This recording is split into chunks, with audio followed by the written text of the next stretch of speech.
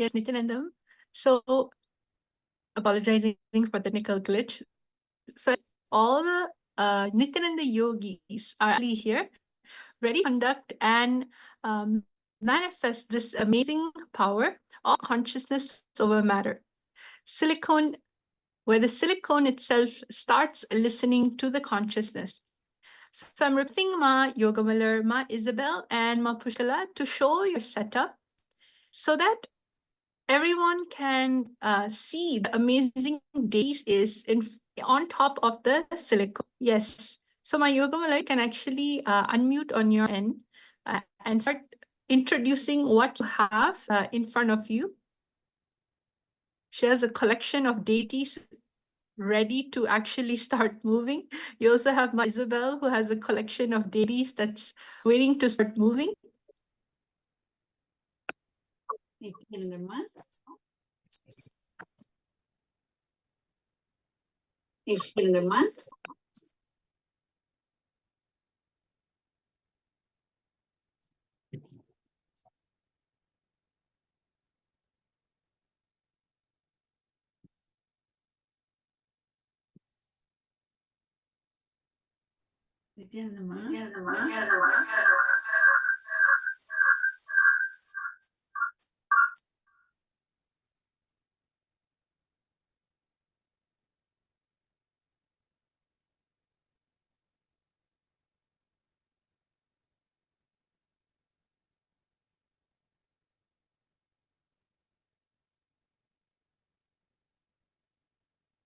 Yes, beautiful. So I have with me my Yoga Mother, and she's actually going to be demonstrating the power of consciousness over matter. And she's going to be showing you exactly how her deity is going to be moving just because she connects to the component of her inside of herself, which is the pure consciousness, the first person, which each and every single one of you so do, especially in this amazing Paramashivoham program. So, Ma Isabel, you can also unmute yourself, Ma, and you can share what is the deities that you have on the silicone on your tablet and introduce the whole array of your deities and seeing how the silicone itself, just by connecting with Swami, is able to move. Yes.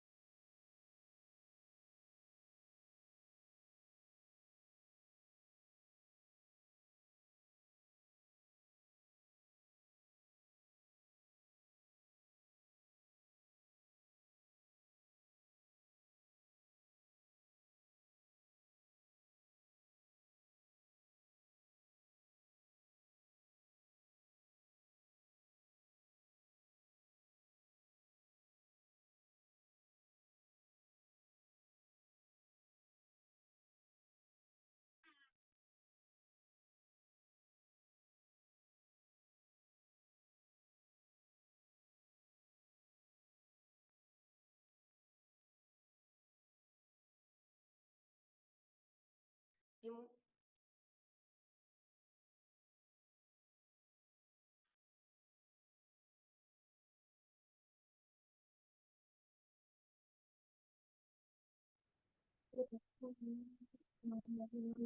Yes. So, Nityanandam, to all those who have joined, we apologize sincerely for the technical glitch. And we are now going to be starting with the power of consciousness over matter. We are going to be manifesting the power of consciousness over matter.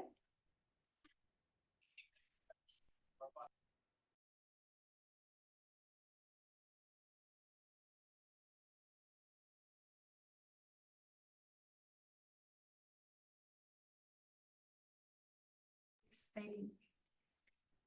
So now we have with us Ma Pushkala, Ma Yogamalar, and Ma Isabel. Nityanandam, Ma Pushkala, Ma Yogamalar, Ma Isabel, Nityanandam Ma. And these three are going to be now showing all of us the power of consciousness over matter. So all three of them are going, they have, as you can see, their setups, the tablet, the silicon, which is completely turned off. So I request if all of you can take a moment to show in the camera that your tablet is completely turned off. You can place the deities off the tablet for now. Yes. So you can see the tablets completely turned off. Okay. Now I request each of you to take the deities. So first let's go with my Yoga Malarma. Could you show each deity in the camera, Ma? To see that there's no kind of metal, no magnet, nothing else in it. So you can show underneath, around. You can see it's just a simple deity. Can you show it a little closer, Ma? It's partially getting cut off. Yes. So you can see first she has a Ganesha deity, a beautiful Ganesha. Is there anything in the bottom, Ma, of the deity? See, you can see it's just a flat bottom. Okay, Ma. And the next deity, Ma, you can place it on the tab, Ma. Yes. So we have a Lakshmi deity. And yes, some Rudraksha. So just a simple Rudraksha bead. Okay. Ma Pushkala, would you like to go ahead and show my each of your deities in the camera now? Yes, so you can see Swamiji. Can you show underneath? Yes. So it's just a copper deity of Swamiji.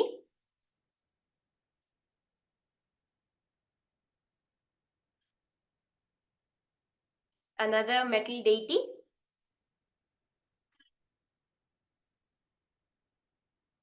Yes. Okay, ma, place it. So you can clearly see it's just regular deities which are being placed on the tablet.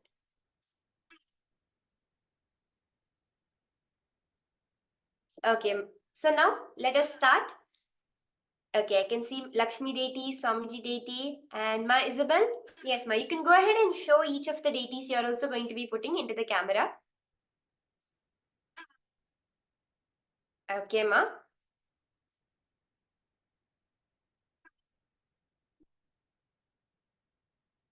Yes.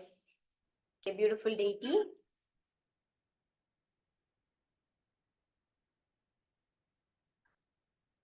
Nataraja. Ma, can you show the underneath of the deity also if there's anything there inside? Yes, you can clearly see that it's completely empty. Nataraja. And her Atmalinga. Yes. Okay. So that's very nice. Let's get started now.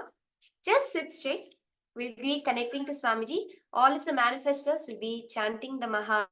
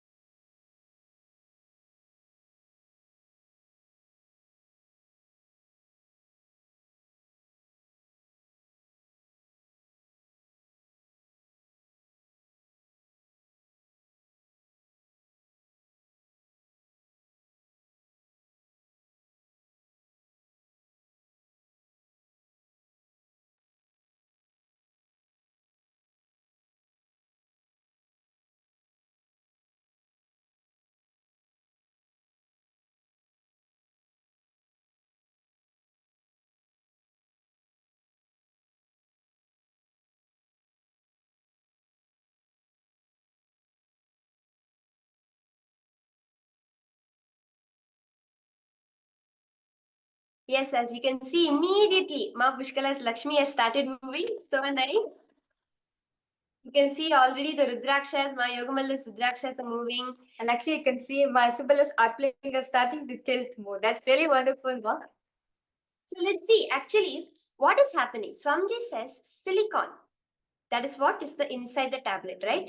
The silicon has the power to receive a command, amplify it, and send it to the deities. This is what we see as modern day intelligence, especially with AI as it is happening, right?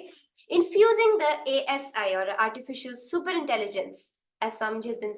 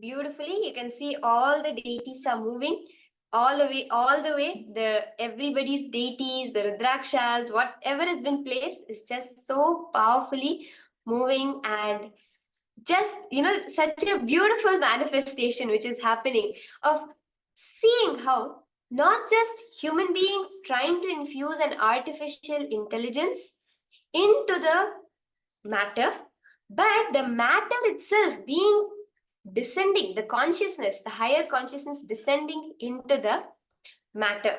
So it's very beautiful. And thank you to all the manifestors, all those of you who are joining us for the manifestation.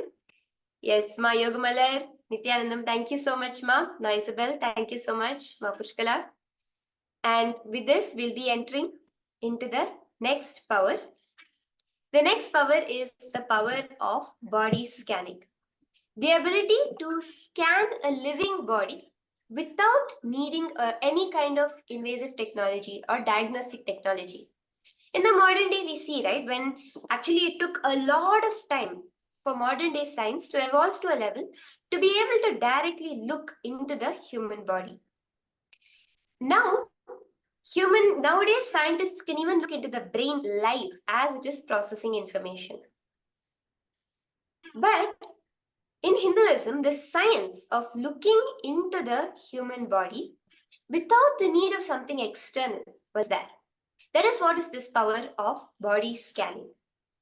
So for the power of body scanning, the Shastra Pramana, the scriptural reference where Paramashiva himself has revealed in the Vijnana Bhairava Tantra, in the verse goes, Swadehe jagato vapi sukshma sukshmatarani cha tattvani yani nilayam dhyatvante vyajyate para. Parameshwar reveals, cognize deeply that either your body or the whole world, to the subtlest constitutive principles, is pervaded by the one essence, Paramashiva, the essential reality. Then, through the power of the third eye, the vision beyond the sight, being able to look, knowing every aspect happening in the human body happens. And this is a very beautiful what we are all going to be witnessing today. This is what is been shown also, demonstrated by the great Maharishi Agastya, who was there in South India. He had a disciple. One time, a man came to Agastya complaining of a severe headache. This man said, I have a headache and I do not know what the reason is. Rishi Agastya scanned his body and was able to accurately identify, without touching the man, without using any third technology method, just by looking, was able to say that he has this certain type of frog called the Terai frog, which is there inside his brain. Not just that, he immediately instructs his disciple to perform an non-invasive open head surgery without using the hands and remove that frog from the person's brain, after which the headache is completely cured. This gave that disciple the name of Terayar. This also Swamiji has beautifully said that in his life he uses this power of body scanning only for as a main method of diagnosis, and all the other scanning methods, the modern day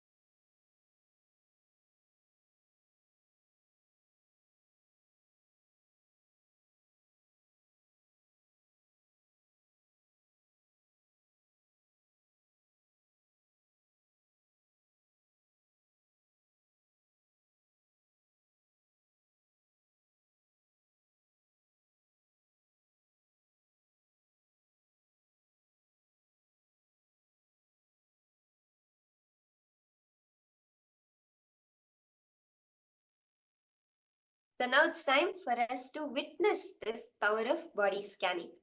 How many of you are excited for it? It's something which Swamiji has given as a huge breakthrough for humanity.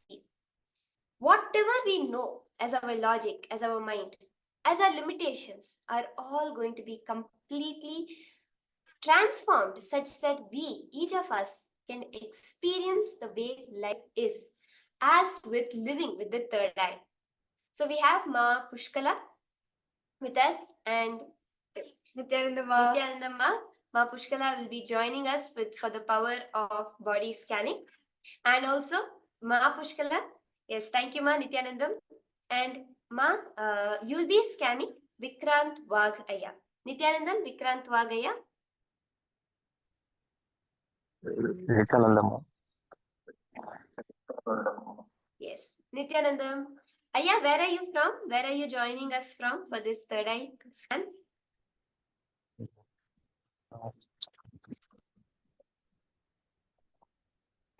Sorry, could you repeat that?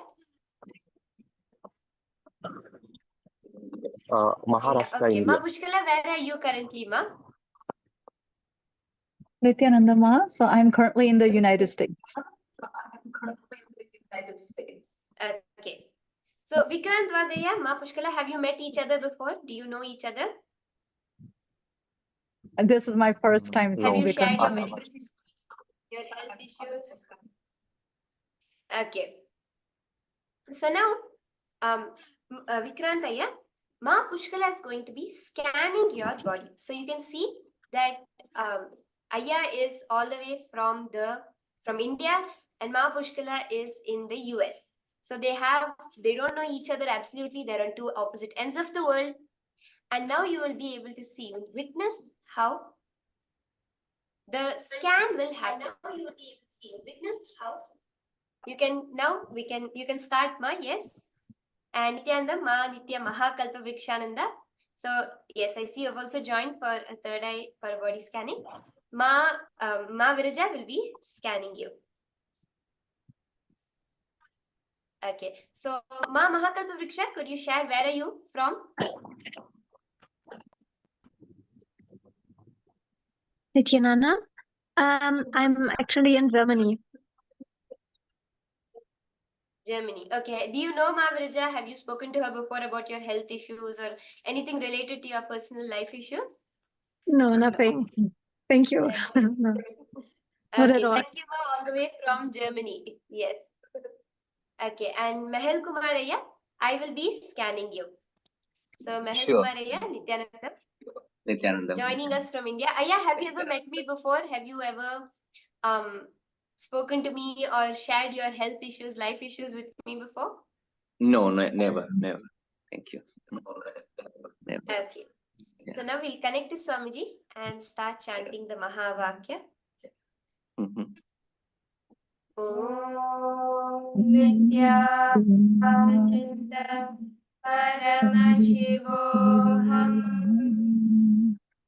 Om Nityananda Paramashivoham. Om Nityananda Paramashivoham.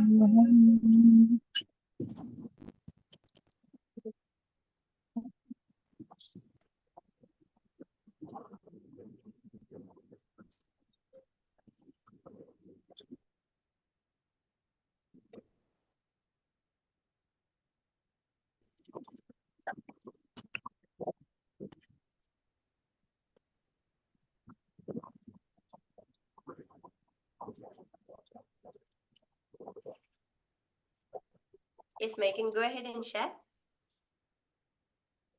So, yes, ma.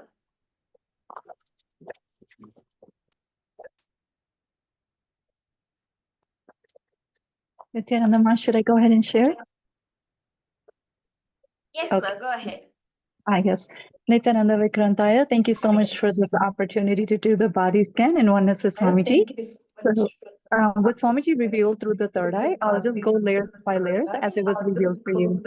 So the first thing physically that was revealed for you is that physically in your body, actually, you have a desire to be a very strong guy. Like you have this image where you want to see yourself kind of like your outer image, you want it to be like a built, like a very nice, presentable person. So you will feel good about yourself. Also, I saw that there are some poor eating habits that you have, and you struggle with good digestion. So there's some issues with your digestion system. There's also gas, like there's constantly, like you're not able to, you kind of have an appetite where suddenly you just don't want to eat anything, and then suddenly you just want to eat everything. And so then your eating habits are actually not very healthy. And so that causes like a lot of digestion issue in you back and forth, which also builds in gas for you. Okay, so that was a physical layer that was revealed through the third eye.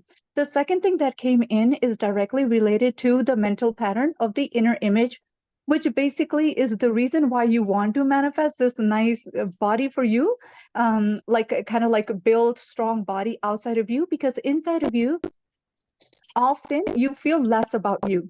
So often you feel like you're shrinking inside of you, which also directly impacts your wealth. Currently in your life, you're seeking to manifest wealth breakthrough. But what's happening is that the mental pattern, you feeling constantly like you're not enough, shrinks you, which naturally is impacting you right now in a very powerful way, in a very strong way, physically. So naturally, it's like a blow that happens in you, and you lose your appetite because you feel you're incapable.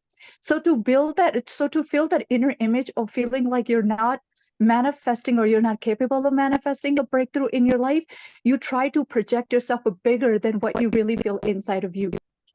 And so that was a mental layer, and is directly related to your relationships also, because you seek approval from others. In a sense, see, actually, the third eye revealed that you have a very strong sense about you. In a way, like in some ways, you're so sure of you that no matter what, some things about you, you know that it is who you are. No matter what, you will not change those things, which is good because it gives you confidence in some levels about you. It's like a strong belief about you. But at the same time, that also gets in your way from expanding, because the same belief system also contradicts itself. So when it's time for decision making, you also, on the contrary to those positive, like those positive beliefs you have about you also have beliefs about you that makes you shrink. So the moment there's an opportunity that comes up in life, you actually don't even want to step out of your comfort zone to take the leap, to actually even take a risk, because instantly you fall into the low inner image. So that was what was revealed so far for you. And also the solution that Swamiji revealed is that you'd have to come and do Paramashivoham, because you'll go through the completion processes, and it's directly, you will actually go into the deeper layers of completion. But the things that will be related to your wealth manifestation, having a breakthrough in your wealth and in your relationships, even the body that you're trying to manifest. See, the only thing that's stopping you from manifesting your body, it has nothing to do with the external factor. Your mind and your own thought currents is like eating yourself. So you're not able to digest the food, and constantly like you're having issues building even the physical physiques the way that you want to manifest. Once the completion happens, you will experience a big healing even in the physical body. So that's what so far was revealed for you.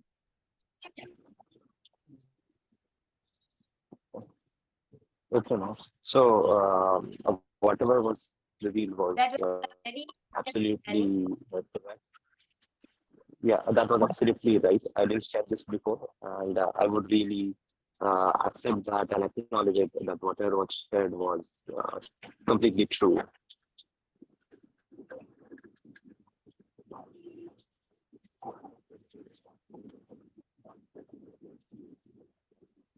Yes, that is a very in-depth scanning. Thank you, Aya, for verifying how Ma Pushkala is able to scan you from across the globe. Look into your life, and you will see the solution that Swamiji gives, Aya. It will really work. It will really help you in your life. You'll actually see how it will transform whatever maybe you may be facing. Actually, now, since you have come participate, received this body scanning on you, it's nothing but Swamiji's own energy entering into your system. You'll see, from today onwards, as Ma Pushkala was saying, the mental layer, all the pains and sufferings you went through, all the things will start healing in you. You'll see, you start experiencing tremendous transformation in your life and breakthroughs will start manifesting for you. And I recommend you, yeah, do follow the solutions which Swamiji has revealed for you. You'll see lots of breakthroughs will start manifesting for you. Yes. Thank you so much, Aya, for joining us for the demonstration. Thank you so much, Aya. Yes. And Ma Pushkala, yes. Ma Pushkala, you can go ahead and start scanning Dr. Anil Kumar Iyer also, who has joined. And I'll share Mehel Kumar Iyer.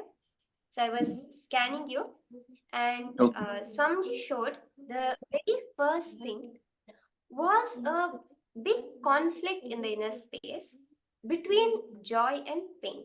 So this is the very first thing Swamiji showed here, that you hold a conflict in your inner space when it comes to joy and pain.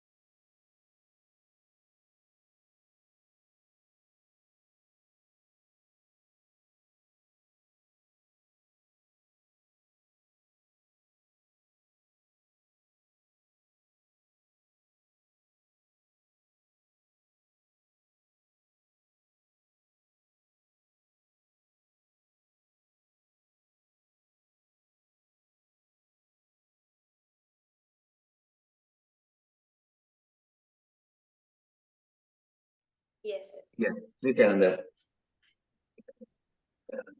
Yes.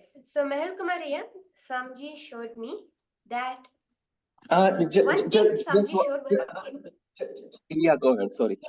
go ahead. Yeah, no, you go ahead. Sorry. Sorry to interrupt. Okay. So Swamiji showed as I was scanning you a conflict inside between happiness and pain or fear. So like there's two emotions within you that are constantly having like a kind of conflict inside of you in many things that you do. Like there's always a feeling of joy or happiness about that, as well as a feeling of resistance or as if you're doing something wrong, that fear is also there inside. Swamiji showed this as a conflict in between your idea of yourself and the way you are. So, like, I am a certain way right now, but the way I want to be or the way I hold myself is very different. So, this kind of a conflicting thought current, which affects your body, has a lot of swings, whether it is in your eating habits, your appetite. It swings from one end to the other constantly. Like suddenly you will feel really hungry, you'll eat, and suddenly you'll be like, no, I don't want to eat at all. Or even your body weight, your body type, suddenly you will put on a lot of weight and then you'll immediately lose all the weight. So Swamiji is showing a lot of swings because of this conflict inside between the idea you want to be versus the idea that I feel I am like this currently. And also the conflict between the happiness, the joy, and the fear in your life.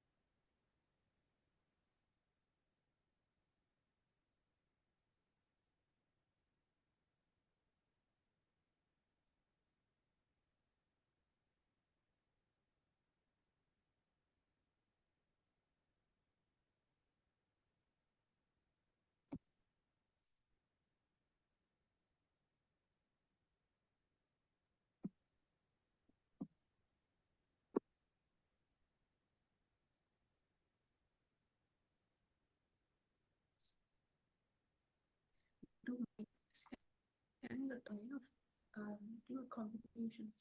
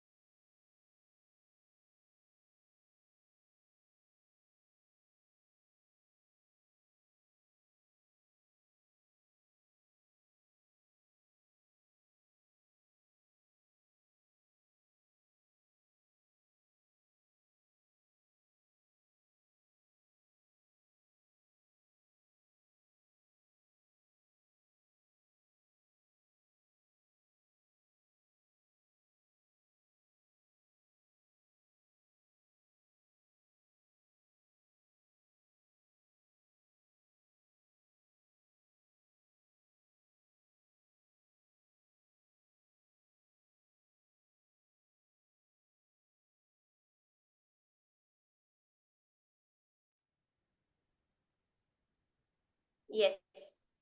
Apologizing to all of you for the temporary technical glitch. So actually, Ma Pushkala, you will be scanning Ma Mahakalpavriksha, and Ma Virja will be scanning Anil Kumaraya. Yes, Mahil Kumaraya, you had a question. You can go ahead and share. You wanted to ask a question? Yeah, and my scanning also didn't happen, right? Because of the technical glitch. Sorry, Aya, could you repeat that? Yeah, my question is not completed even, right? Because of the technical glitch.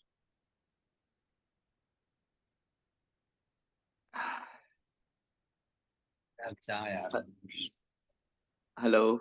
Sorry, Aya. Yes, we are going live right now, Aya. We are going live. Yeah. I know, but my scanning is completed or still? No, Aya, I'll be now completing the scanning for you.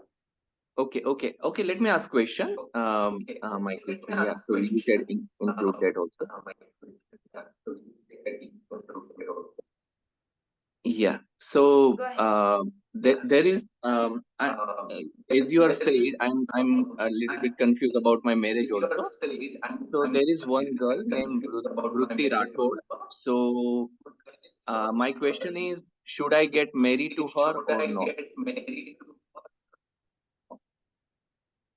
Actually, Aya, this you can ask today at 7 p.m. Eastern Standard Time. We will be having the darshan of Swamiji. So in the chat, you can post your request to Swamiji and he will give you the direct guidance for you, Aya.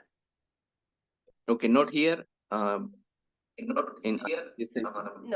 Aya, for any decisions, any personal issues, this is just the power of a third eye scanning, looking into you and scanning it. If you have any personal questions, actually all the viewers, all those of you who are joined here, any of you would like to get blessings for something or guidance from Swamiji directly, you'll be able to join at 7 p.m. EST and you'll get your replies live from Swamiji as you post it to Swamiji. So shall I complete the scanning now, Aya? Yeah, please go ahead. Thank you. Yeah, please. And also, I have an issue with my digestion system currently because of some allopathic medicine. So yeah, that's the issue I'm facing right now. So yeah, go ahead. Thank you.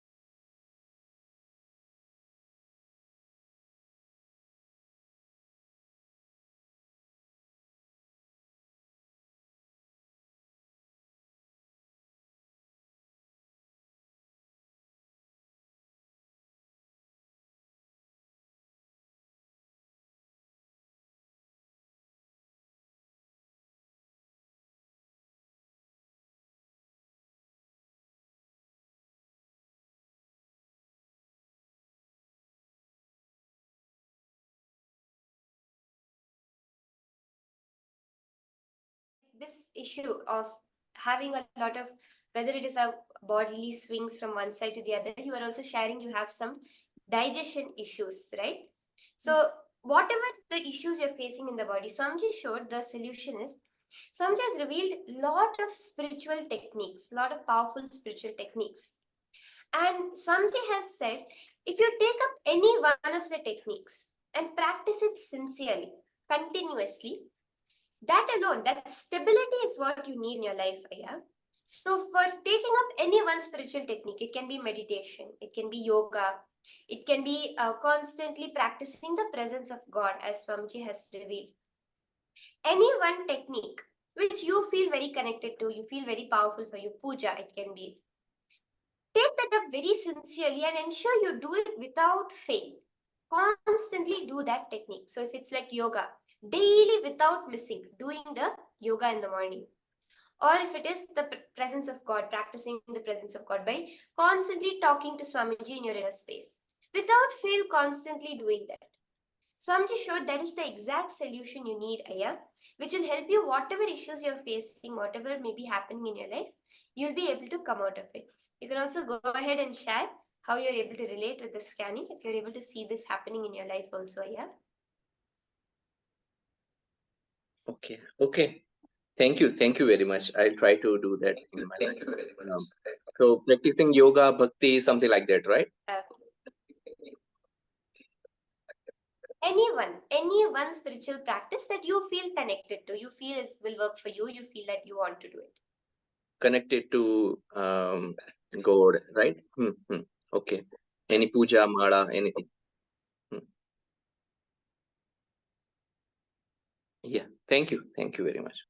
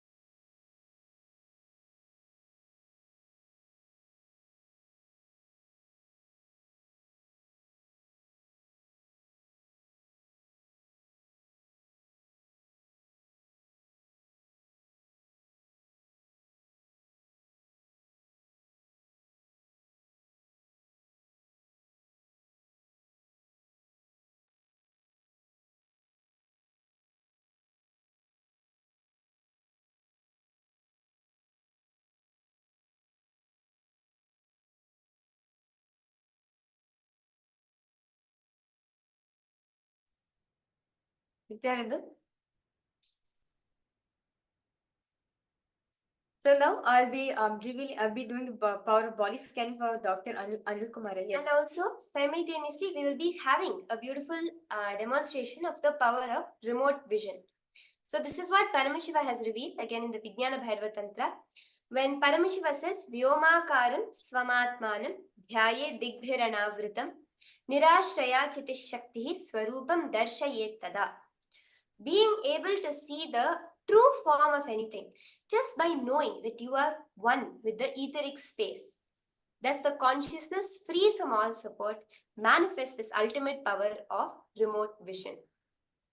So, and this is what we see in the Mahabharata, right? Where Dhritarashtra, with his Dhritarashtra, the blind king, and his charioteer Sanjaya, is given this power by the Guru Rishi Vedavyasa to see what is happening on the battlefield while sitting inside the palace and narrates it to Dhritarashtra.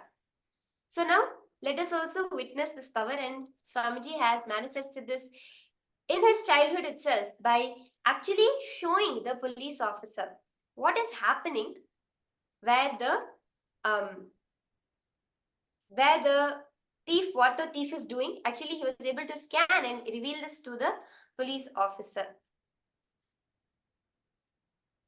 Yes, okay. Pushkala, I think Mahakalpa Vriksha has to leave. So you can go ahead and scan, give your scanning for Mahakalpa Vriksha first, Ma. Yes, Ma. Okay, sure. Yes, Nityananda, Mahakalpa Vrikshananda, thank you so much for this opportunity to manifest body scanning in oneness with Swamiji. So yes, Ma, I was able to scan you, And I'll start with the physical layer. So the physical layer, what I saw, Ma, is that there is like some triggered allergies that's constantly happening in like the upper area of the body, like the sinuses that's happening in the body. And then also I saw that there is like some muscle spasm that happens like kind of towards the back and the shoulder, like, yeah, towards like the back shoulder, like that. Okay, Ma, yes. But also I saw there's a deficiency of magnesium. So just maybe look into taking some magnesium. That should help you with that.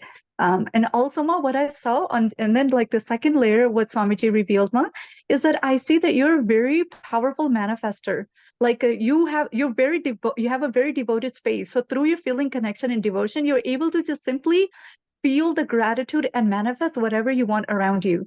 But I also saw that right now you're looking for a breakthrough, like you want to experience a breakthrough in your leadership.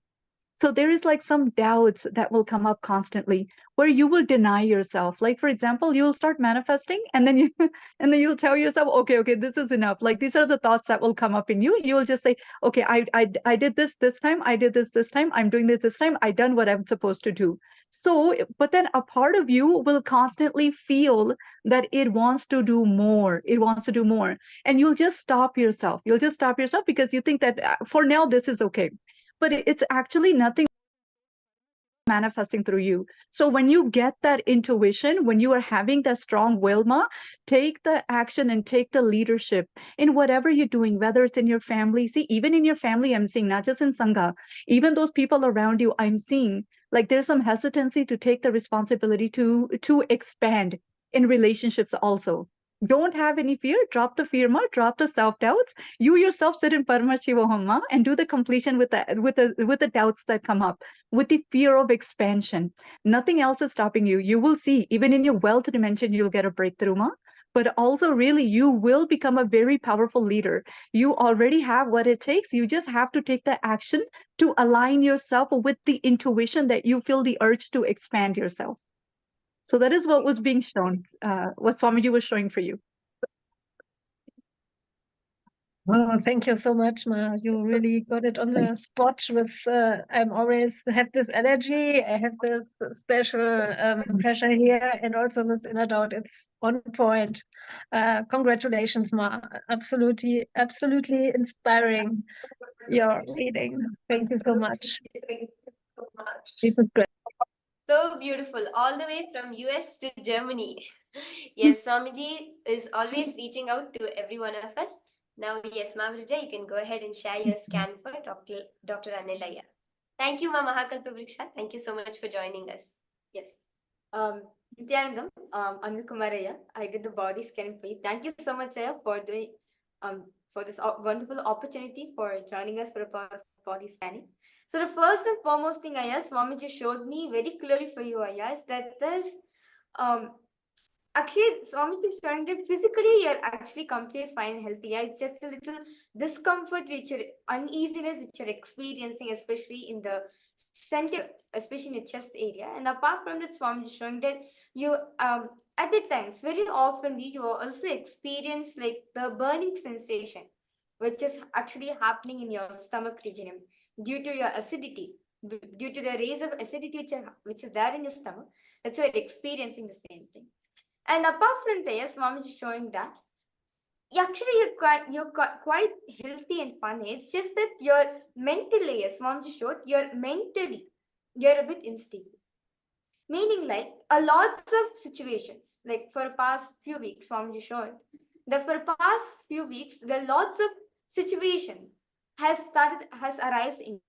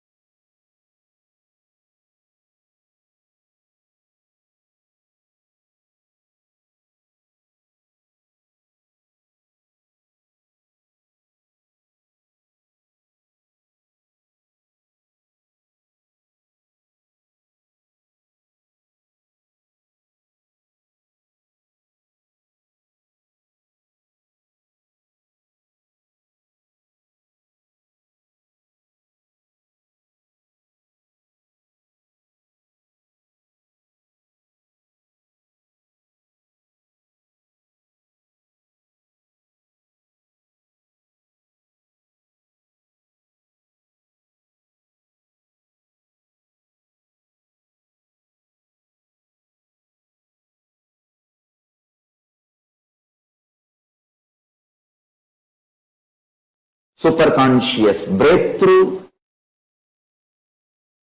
the greatest way to exist within you and with others.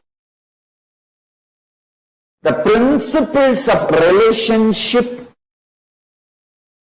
with you, with the cosmos, with the universe, with the nature, and the cosmic beings, whom we call in Hindu tradition Devas.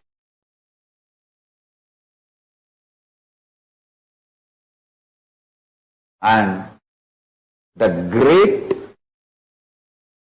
extraordinary DNA, the highest tree DNA is Kalpavriksha, highest animal DNA is Airavata, highest human possible DNA is Paramashiva himself manifesting as Arunagiri Yogeshwara. I am here to gift all this to human beings. Understand, Hinduism is all about the cosmic beings coming to human planet and sharing all these great principles, powers, this whole thing to human beings, mapping it to the level of human conscious understanding and making it as user-friendly and lifestyle for all human beings. That's all. I think I have put Hinduism and my mission in nutshell form.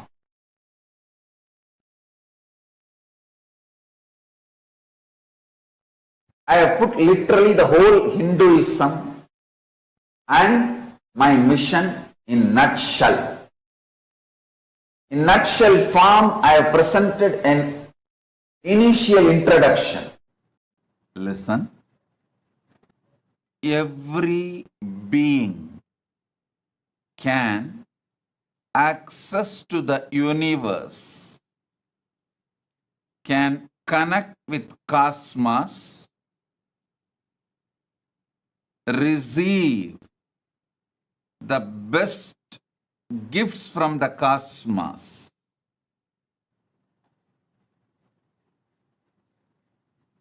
When I say cosmos, when I say you can connect with cosmos, understand, you should first understand the core component of the cosmos, the method through which you can connect with cosmos. Sanatana Hindu Dharma gives the detailed explanations, understandings, direct truths about cosmos. Listen. Listen to the simple truths I am sharing with you as the introduction. First and foremost, you all have consciousness.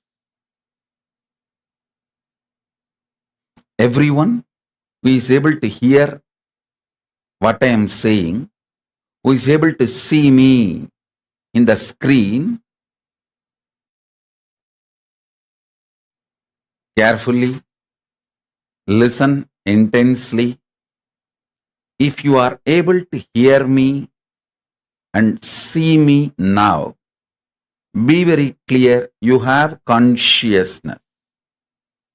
Consciousness is required fundamentally for you to feel your existence. Now,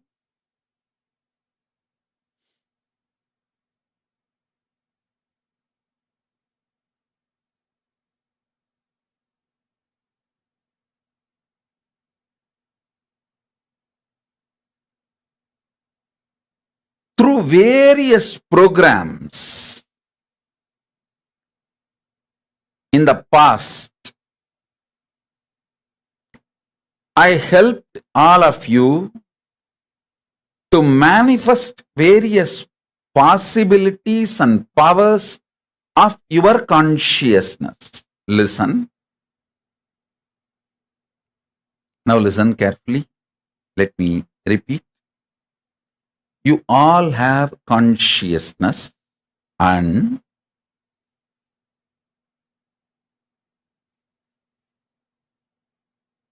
the consciousness has various possibilities and powers. Through multiple programs,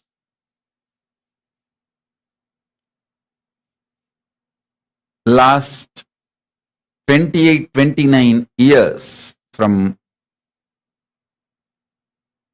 the age I started, from the time I started my public life, till now, I have given various programs to help you, support you, initiating you to manifest various possibilities and powers of your consciousness. Now, in this program, I am bringing a new upgraded beginning, something extraordinary, grand. Listen. Something extraordinary, grand, absolutely new. I'll tell you what it is. Your consciousness can act like an airport. Your consciousness can act like airport for Paramashiva and various beings of Kailasa, gods of Kailasa, divine beings of Kailasa, to land on your consciousness. Your consciousness can be like an airport for those powers to land on your consciousness. Understand that. So, not only you can manifest all your possibilities, you can manifest Paramashiva's possibility, Paramashiva's power.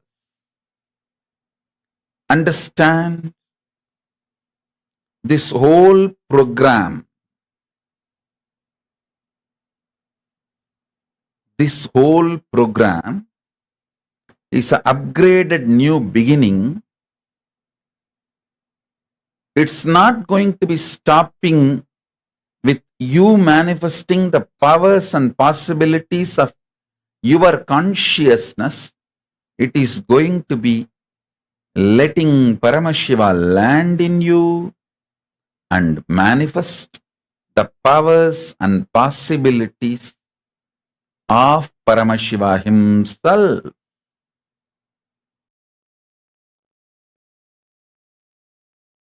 This Paramashivoham program is to introduce the cosmic principles and cosmic beings, make them as part of your life. I tell you.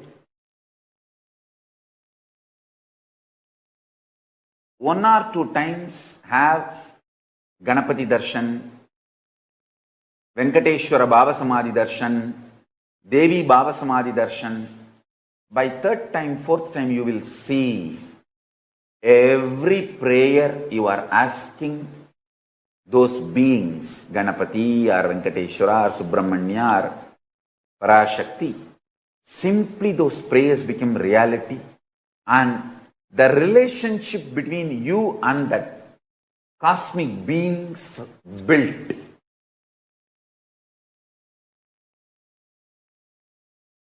See, during the Bhava Samadhi Darshan, Literally, those cosmic beings manifest through this body.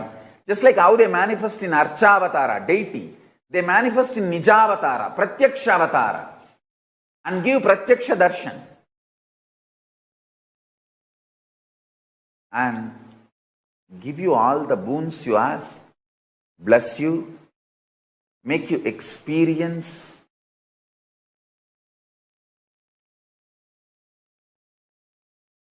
everything.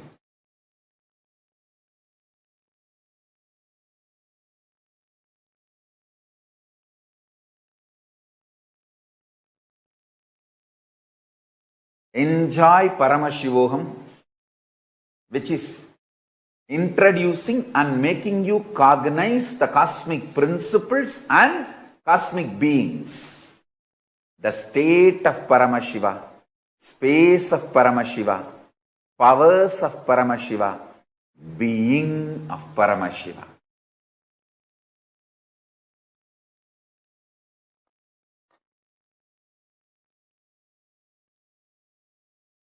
See, already all of you are established in feeling connection with me. I'm talking to all my disciples and devotees. When I see you, even in the two-way I am happy. When you see me, even in the two-way you are happy. That's all is the feeling connection. See, when you see me, you are happy. When I see you, I am happy. Means we both are established in cosmic Wi-Fi network. That's what I call cosmic Wi-Fi network. Cosmic feeling connection. Wherever you are, I am with you. Wherever I am, you are with me. For example, I tell you, when this happens, you are connected to me, I am connected to you. And because already our relationship is established, when Paramashiva manifests through this being, literally you enjoy the same intimacy you have with Paramashiva. So you don't have to spend separate time, energy to build your relationship with Paramashiva. In this one relationship, Ganapati manifests, and how you react to me, I react to you. Same way you react to Ganapati, Ganapati reacts to you. It's like one channel established and all gods appear because all gods are in oneness. That is the importance of Bhava Samadhi Darshan. Understand? Once you connect with Guru, you are connected to all gods. That is why we worship Sarvadeva Devi Swarupaya Sadgurave. We worship Guru as a Sarvadeva Devi Swarupa. Because once we have feeling connection. How you respond to me, I respond to you. When Ganapati Bhava Darshan happens, same way, Ganapati responds to you and you respond to Ganapati. How? The same relationship you will manifest now with Ganapati. The same relationship now you will manifest with Subramanya. When Paramashiva manifests, you will experience the same relationship. He will respond to you exactly as I am responding. You will respond to him exactly as you are responding to me. You will respond to him as you respond to me. And he will respond to you as I respond to you. In one relationship, all relationships are complete.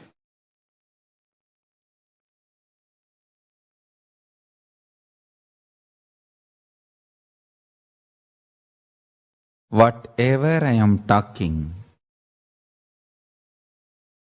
is not new to you. It is all already programmed in your DNA as cosmic truths. The truths I am revealing, this is the program based on which cosmos functions. This is the program based on which your DNA is functioning. I am just going to spiritually electrocute your DNA. I am going to plug my being with your being and spiritually electrocuting you to manifest all these cosmic truths which is already there in your DNA as your very DNA program. So understand, you don't even need to worry. You don't need to be afraid. You don't need to feel sad. Will you be able to realize all these truths or not? I commit with you. I am awakening all these cosmic truths which is already in your DNA to reality by spiritually electrocuting you with my being.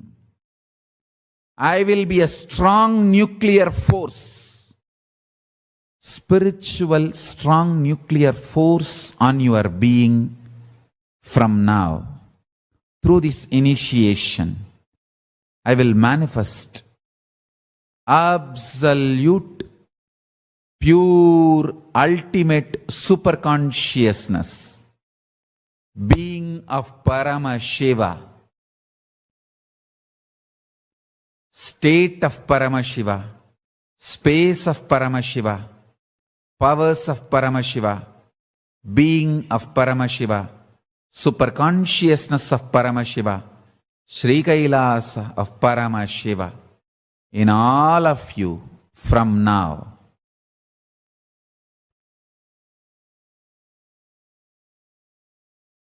You will understand the highest, ultimate dimensions of the life and universe.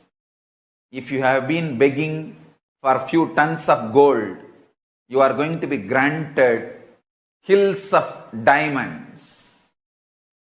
Not just few tons of gold which you are aspiring, hills of diamonds. Beyond you can even ask or imagine. So understand, all your fears and greeds will become irrelevant. The first thing Paramashiva's being, me, going to do in you all, manifest my state, space, powers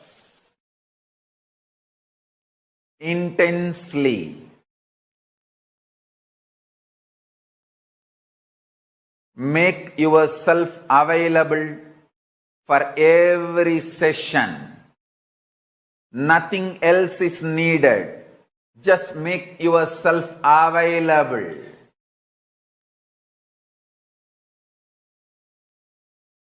Anyone makes yourself available, I'll make myself available to you. All the words I am uttering are mantra. I am not going to give you any teaching. I am not going to give you any technique. I am just directly uttering every word which is mantra to manifest in your being. I am manifesting Paramashiva, myself completely, so your brain can mirror these neuron activities. Understand?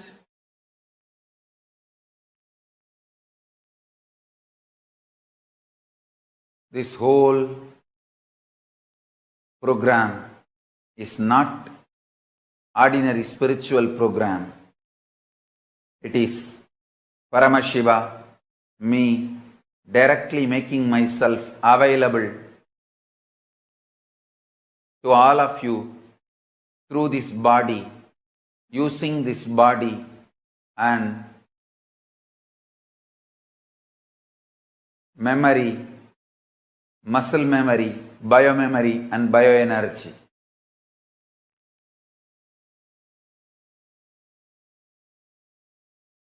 Make yourself just available so I can manifest through this body and manifest in all of you.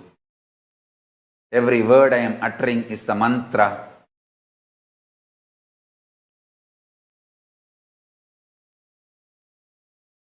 I am manifesting in this system, in this body completely, So you can all just mirror the neuron activities of this system and manifest the being of Paramashiva.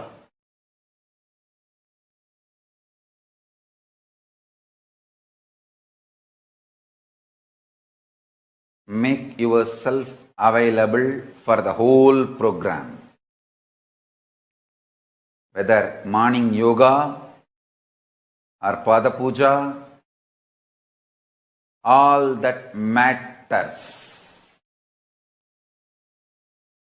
All that prepares you, detoxes you to mirror my neuron activities, to hold my being, to manifest me, morning yoga, puja, everything prepares you. Whether intro or outro, attend the whole program. Irrespective of what state, space you are now. Forget about what state, space you are now. All that does not matter. You may be overflowing with gratitude, love, devotion, or you may be just sitting, fighting with yourself, ready to fight with me, ready to blame yourself, ready to blame me, whatever state you are in. Don't worry, nothing bothers. All that is too shallow. I'll swallow everything. Not only where you are stuck, including you, I'll swallow it. Just come and switch on this camera and sit. That's all. Only one thing, don't miss sessions. Be here for all sessions. That's all. This 21 days, put everything away. Be here for all sessions. Don't miss one word, one session. Be here for everything. I'll take care of everything. See, I know the human mind more than you know you. More than you know you, I know you. And I have a solution. I only have to do, I'll do it. I will do it. Listen. Actually, I just want this 21 days time from you. That's all I need. And I am interested in manifesting in you. Listen carefully. I am interested in manifesting in you.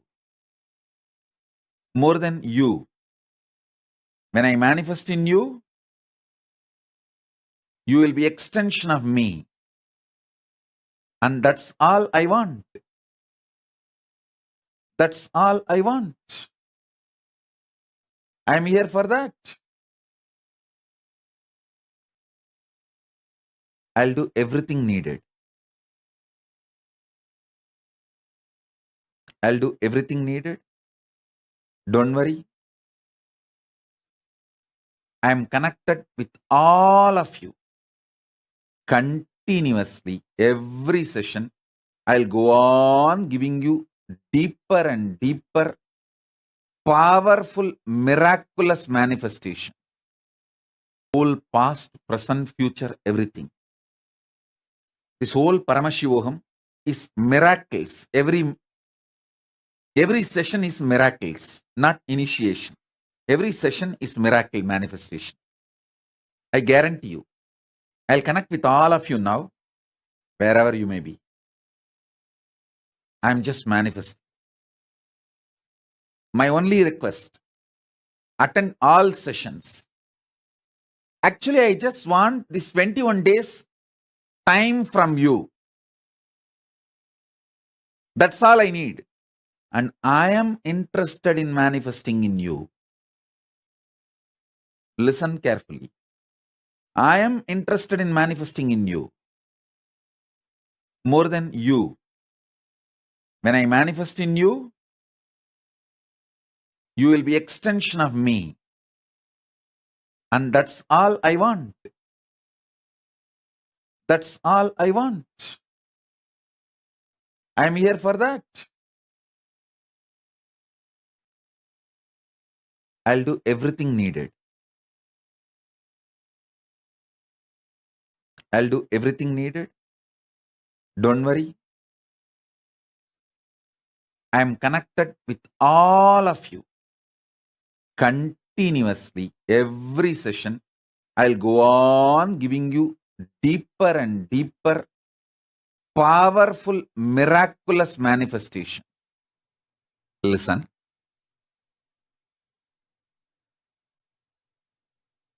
End of the day,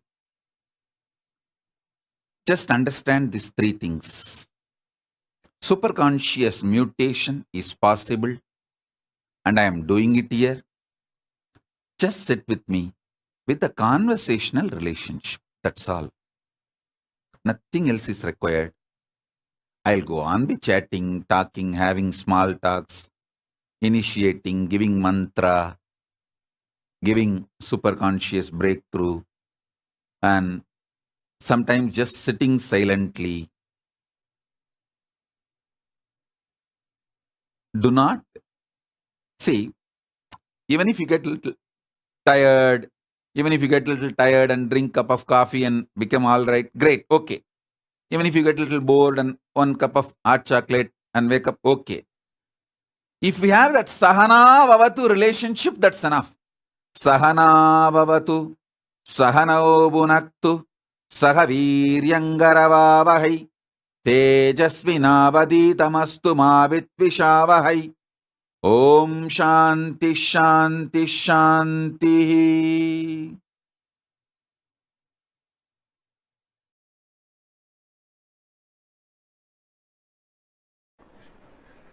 Most of the time, stupid suspicions are hidden in the name of doubt. And finally, it is going to hurt you, not me. See, internalizing means analyzing for the sake of internalizing. Analyzing for the sake of internalizing. Then everything will help you. Even the worst things in your life will help you. Even the worst things in your life will help you. But if you are sitting with suspicion to reject, even if God is in front of you, will be asking for ID card. And even if the Guru is in front of you, do you have the certification that you can awaken Kundalini? Good, it is not given as a PhD certificate.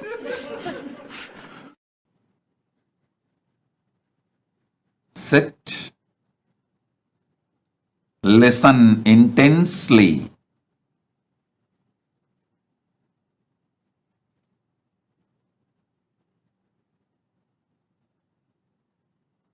Allow initiation to happen in you.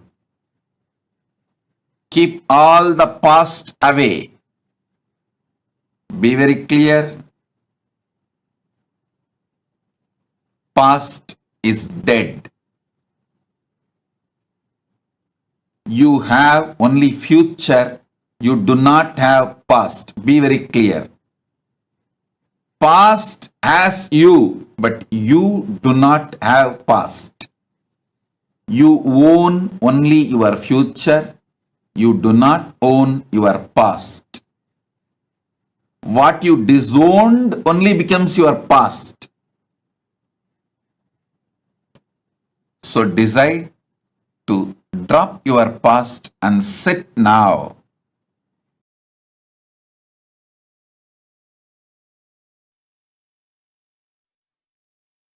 Get your pets, kids, make them all come and sit in front of camera. That's all I need. Nothing else. I just need to see them. You just need to see me. That's all. Nothing else is required. I'll do the job.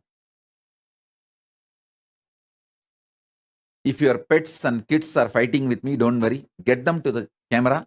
Let them sit in front of camera and fight with me. I'll take care. Nothing else is needed. You may say, oh, my pet does not listen to me, or my kid don't listen to me. He or she does not want to listen to your program or attend the session. Don't worry. Just get them and make them sit. After all, they will fight with me sitting in front of the camera. That's okay. I know how to deal with them. Let them sit in front of camera and fight with me. I have no problem. I'll deal with them. I'll swallow them completely. I have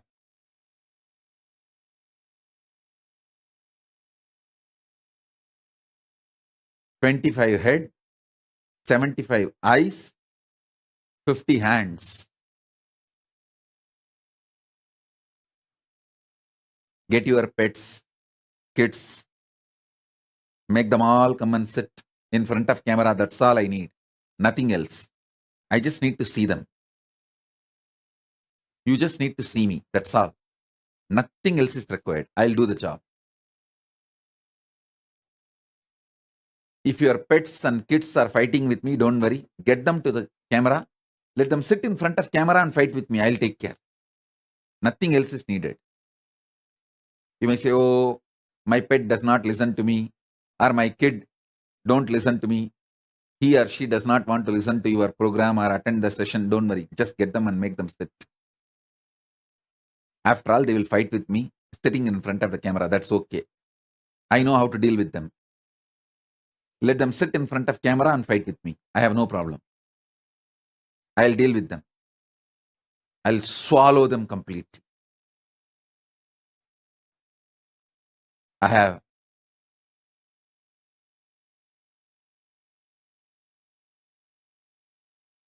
25 head, 75 eyes, 50 hands. That's all. I just need to see, because when I'm expanding, this is the way I'm programming to connect and land on you. You should know I'm landing on you, and I'm just swallowing you. By sitting in front of the camera, you give me the authority to manifest in you, to do the superconscious mutation in you. You can be relaxed way, stretching your leg, no problem. All that is okay. Just be in front of camera.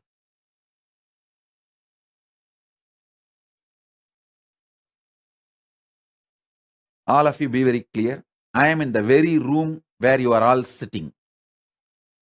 I am in the very room where you are all sitting, and I am doing the job directly. I am sitting there with you and doing the job.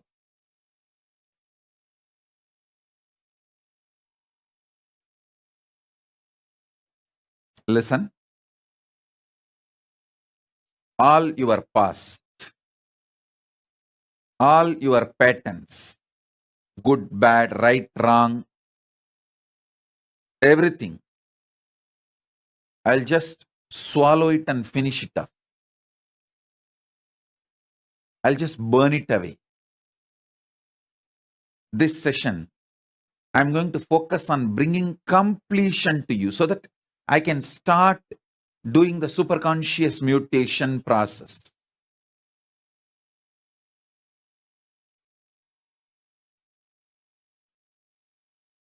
So remember, this whole Paramashivoham program, every session is not just teaching, not just initiation. It is every session there will be miracles. Every session there will be miracles. And also listen, whole these 21 days, almost whole day I'll be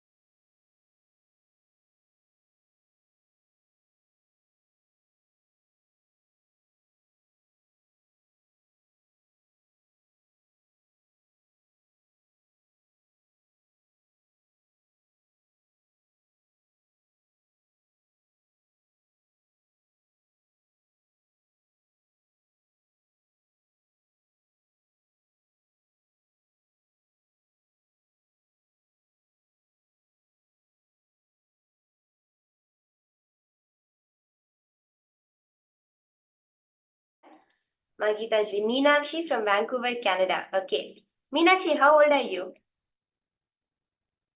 Gabriel from Golden, California. Okay. And Mag from Hong Kong. Yes, thank you all for joining. 11. It's very nice to see all of you.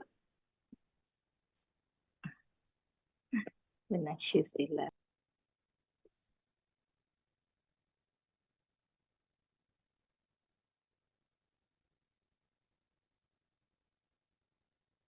Yes.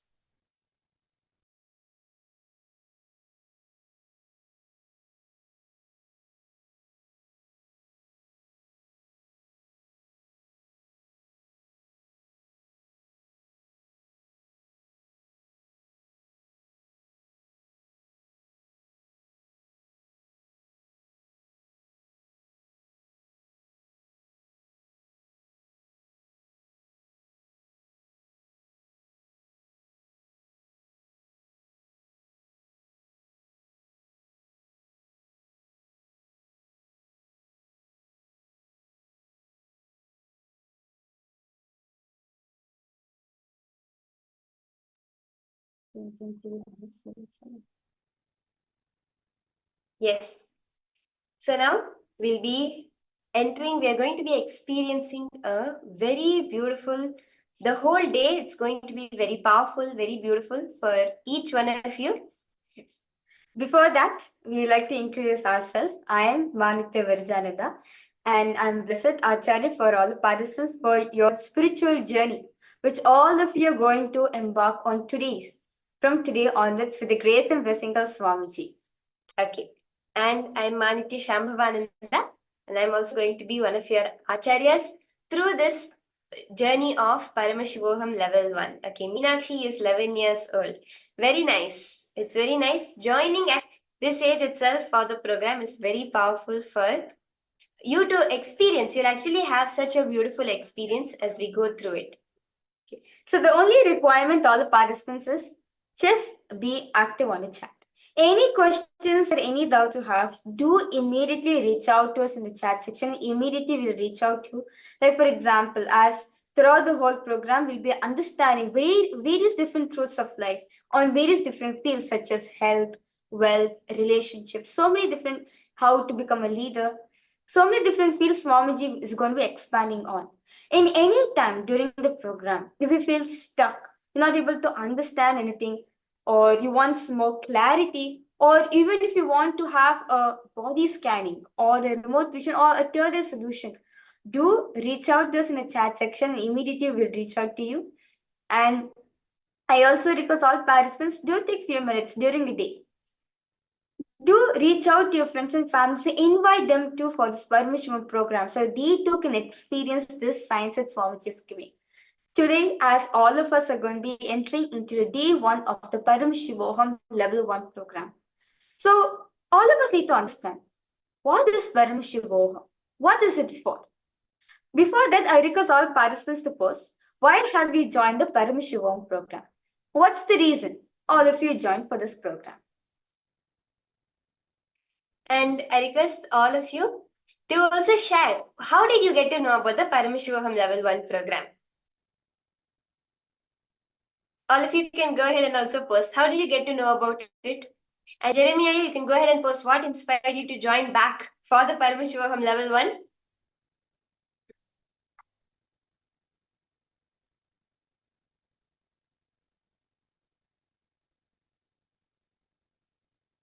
That's it. You can take few minutes and post. That's fine. No problem. Yes. Roshita, Nithyanandam, Manish, Bajpalaya. Nithyanandam to you too. KC Sora participants logged in. Nithyanandam to all of you. Welcome all of you for Paramashivoham Level 1. So because all the participants do now, we have 2 questions. 1, what's the exact reason why you have come for the program? Some of us have joined for solutions from Swamiji. Some of us might have joined for life solutions, so practical solutions. Some of us will join, okay, my friends have told me, so I'm just trying it out. And now the second question is, what is the inspiration made you to come? What is it that exactly made you to take the stand? Or where did you learn, worry to understand, come about this program of Paramashivoham program? Because all of the post. Gitanjali, I posted because of Swamiji. Yes. The most beautiful happening of the avatar on planet Earth. So just for him, we all join, we all come for the Paramashivoham program. Okay, Ma Gabriel, for a better understanding of everything. Okay? How about for you, Ma Mag? Ma Mag, you can go ahead and post. How did you get to know about Paramashivoham Level 1 and what inspired you to join the program?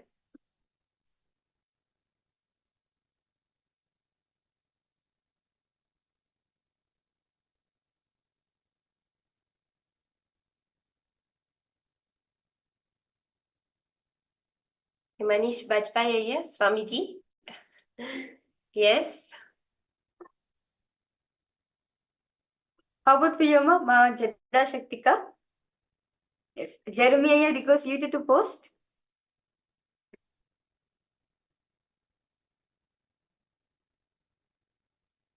See, this whole Paramashivoham, it's a journey. Swamiji says Paramashivoham is a journey that starts but never ends. You will start, we may start with a first day of the program, but it will never end. It will just be a journey of many, many lifetimes happening. And I request all the participants to participate in the whole day's sessions without missing. And also to come for all the days, because each day we are learning something profound, something new, something really extraordinary that we will not be getting again. So I request all the participants, each one of you, to go ahead and join every single day without miss, attend all the sessions, and of course, never miss the darshan of Swamiji, because that is the most powerful part of the day, the most beautiful experience that each and every one of us can get. Okay, Ma Roshita, you have posted. To have better understanding of the basic knowledge and to complete all incompletion has to remain in powerful space. Wonderful, Ma. And okay, Majal Shaktika, you have posted. Yes. No problem, Ma. Nityananda, you can. Yes, we're just gonna start the sessions for all of you right now. And because all participants, that's fine. You can go ahead and post what are you feeling. Swamiji says one thing. The only thing you need to have when you enter for the permission program is openness. Being open-minded. See, Swamiji says, I don't want your belief. I don't want your belief in me. Swamiji says, your belief is the most fickle thing in the world. I don't want your belief. Nor do you have to come with skepticism, with doubt, with the feeling of proving something. Swamiji says you need to come like a scientist with an open, clear mind. Come just to experiment and experience the truth for yourself. That is what Swamiji reveals. So as we get into today's day, I request all the participants, hold this as your basic context. And throughout the whole Paramashivoham program also, do have the same context also. Only when you open a space, you'll be simply able to absorb all the truths that Swamiji is going to be revealing to all of us, and simply able to apply in a practical day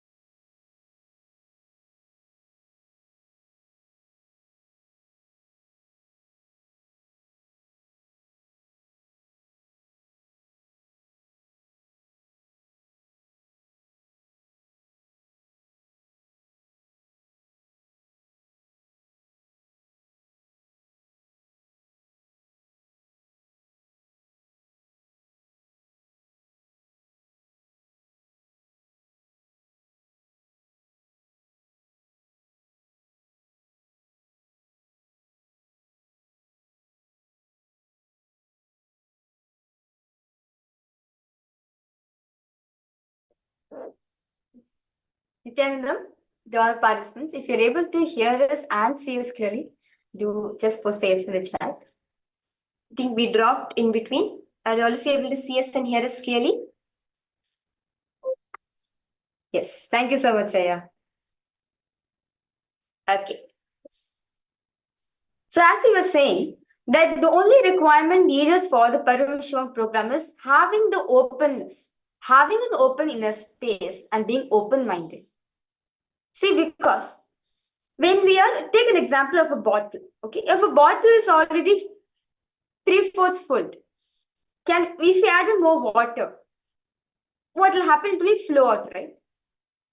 It can't catch any more water. Only a little bit of water, it can retain. Same way in our inner space too. When you're coming for a program with so much of incompletion, frustration, stress within yourself, and on top of that, you want to get all these truths Swamiji is revealing. Only little amount of those truths will get settled into your system. That's why Swamiji says, when you're coming for a program, have an open mind. Have an open inner space. That's fine. Be like a skeptic. Be curious in every single thing what Swamiji is saying. There's a very beautiful story, Swamiji says, of a professor that once went to a Zen monk. So the professor went to the Zen monk and he started to show off his knowledge. Those of you who are there for the last season might be a repeat story, but for those of you who are new, just keep listening. So the professor went to the Zen monk and he started to express all his knowledge. He said, I have studied these many schools of philosophy, I have these many degrees, and then this is the theory which I have been working on and the questions I have regarding this theory and the all kinds of philosophy. He started talking. So the Zen monk, he just kept quiet, he continued listening, and he signaled for his disciple to bring the tea. So generally in the Zen tradition, they offer tea to any guests. So the disciple got the tea and came with 2 teacups. The Zen monk placed 1 teacup in front of himself and 1 teacup in front of the professor. He filled his cup and he went to fill the professor's teacup. Now he filled the cup halfway full. He filled it up 3/4 completely. And even after it was completely full, he continued to pour. He was pouring until the tea completely overflowed from the cup onto the table and eventually into the professor's lap. And when the hot tea touched the professor's lap, suddenly he came back to reality and he stopped talking and he's like, Master, what is this you're doing? Can't you see the cup is overflowing? The master stops pouring the tea and he says, you are like this. If you have come here to learn, anything I give you will only overflow. Only when you are empty can you receive something more. That is why Swamiji says, when we come for his programs, his sessions, let your mind, your ego, all your previous knowledge stay outside the door. Especially when Swamiji used to conduct the physical programs. Swamiji used to say, let all your mind, your incompletions, your ideas, thoughts, previous knowledge, let it stay outside the door. So I should say here, let it stay outside the Zoom room, wherever you may be. All the thoughts, anything you may be having, let it stay outside. Here, we are all here just to learn. Yes, Ma Rosita, yes, it will be included in Paramashivoham Level 1. Yes. So I request all participants to continue the post. The reason and what inspired, how did you come across this program of Paramashivoham? As this is a very important, all of us need to ask within us, okay, what is it exactly in a Kampa Paramashivoham program? Because Swamiji says, as you attend the program, your seeking increases. The reason why we have coming for a program can be completely different. But as you're attending a program, as you're doing, your seeking increases, and you'll see from Paramashivoham Level 1, you go to Level 2. From Level 2, you'll always go to Level 3. Like this, the intensity will increase. So, because all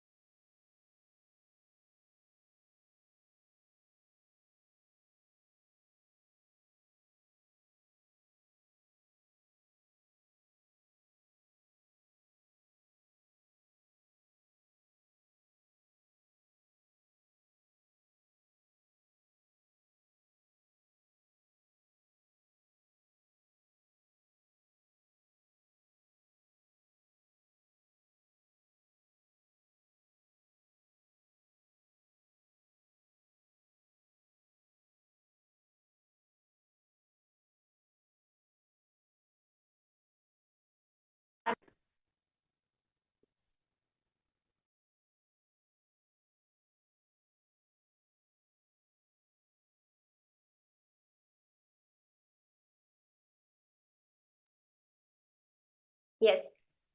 So we're back with all of you. I request all of you also to post, what is it that you want to experience? Which session are you looking forward the most in this program? As you come for Paramashivoham Level 1, which session are you looking forward to the most? Which session do you want to experience? Is there something you want, especially from this program?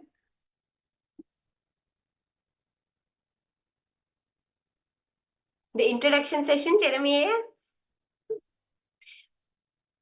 Okay. Okay. Jeremiah is coming to the present moment. Is that right? The first few. Okay.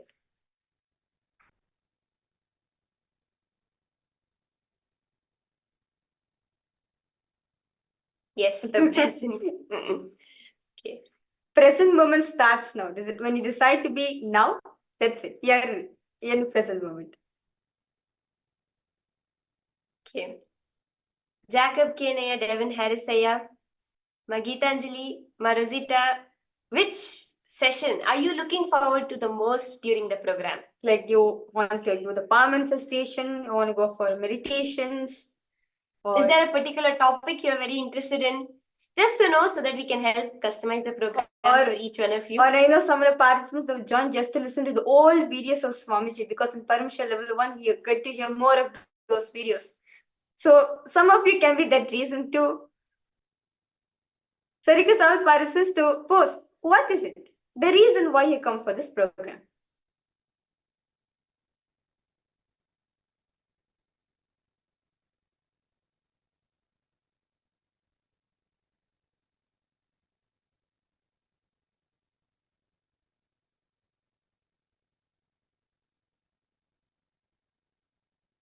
Okay, powerful cognition and power manifestation for Meenakshi. Okay.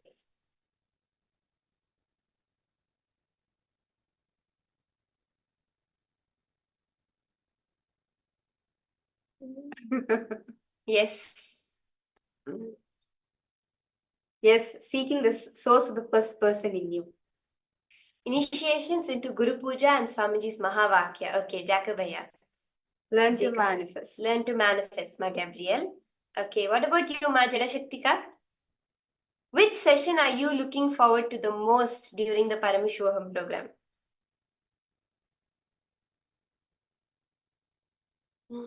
Of course, for all of us, it will be the initiation from Swamiji, live darshan. But apart from that,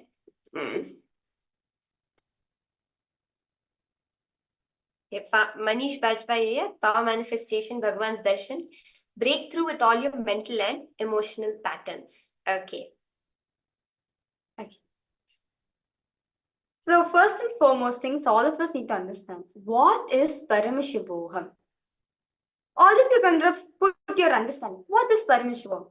Definitely all of us listen to certain satsangs of Swamiji. I request all participants to post, how did you come across Swamiji? Like, so did you guys, did all of you come across Swamiji by YouTube video or through Facebook or through your friends and families? Or if you attended programs, do post that also. How many number of programs have you attended? Yes. Okay, Jadashaktika, Swamiji's darshan.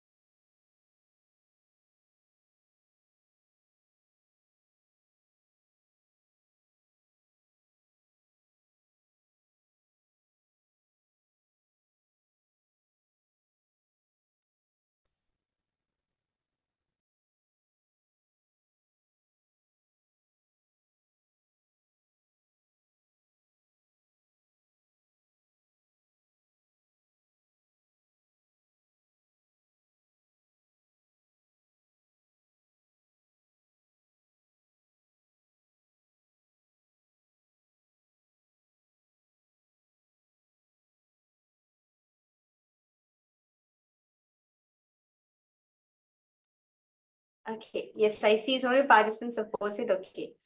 Jacob, I have posted YouTube videos. I've seen Darshan multiple times. I want to be more involved for the benefits for myself and the family. Wonderful. Jeremiah, you have posted. I don't know. I don't remember. Yeah, definitely there'll be.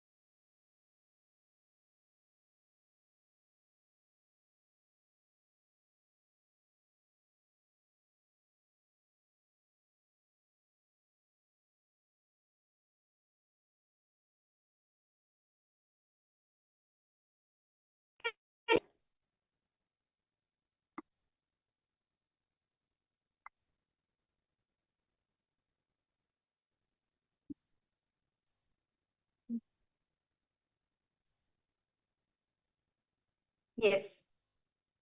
Okay, I see Jeremiah posted. I don't remember. Yeah. The first time you saw Swamiji, either you saw Swamiji through YouTube feed or from your friends. How did you even hear Swamiji's name? Somewhere there would have been that you heard about Swamiji. Okay, my Geetanjali posted met Swamiji in Vancouver in 2007. Since then, we become his followers. Wonderful. Wow, that's really nice. YouTube. Okay. Do you remember the first video you ever watched of Swamiji on YouTube? YouTube recommendation. Okay.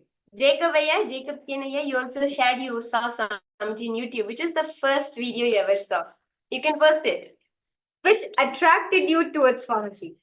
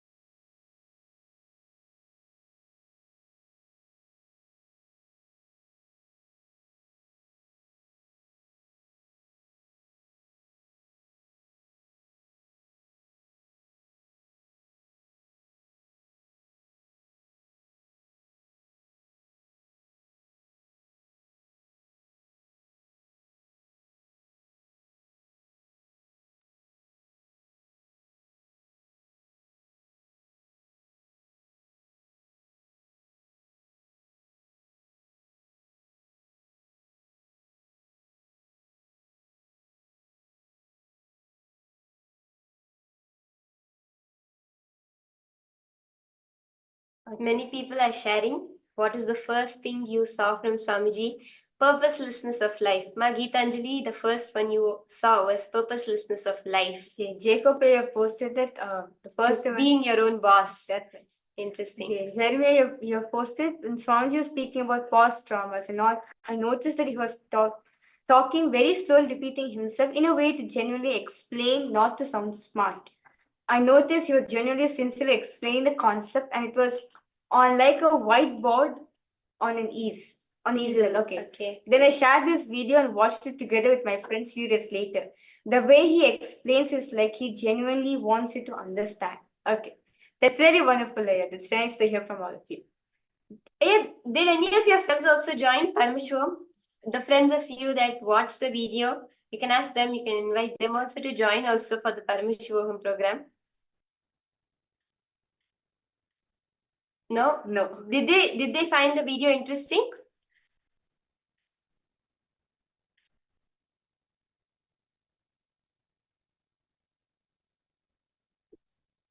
Okay.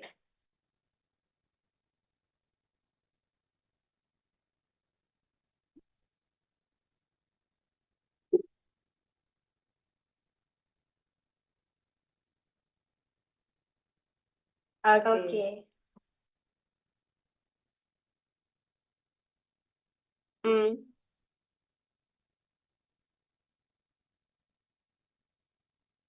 Swamiji always says the building the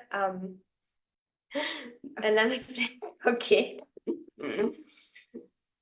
Actually, Swamiji says, when I repeat myself and when I give gaps, one thing many people have said, when Swamiji talks, he gives so much of gap between his words. He leaves so much of gap between. Swamiji says that gap is where I wake you up. Sometimes if somebody keeps talking, right, we just tend to fall asleep.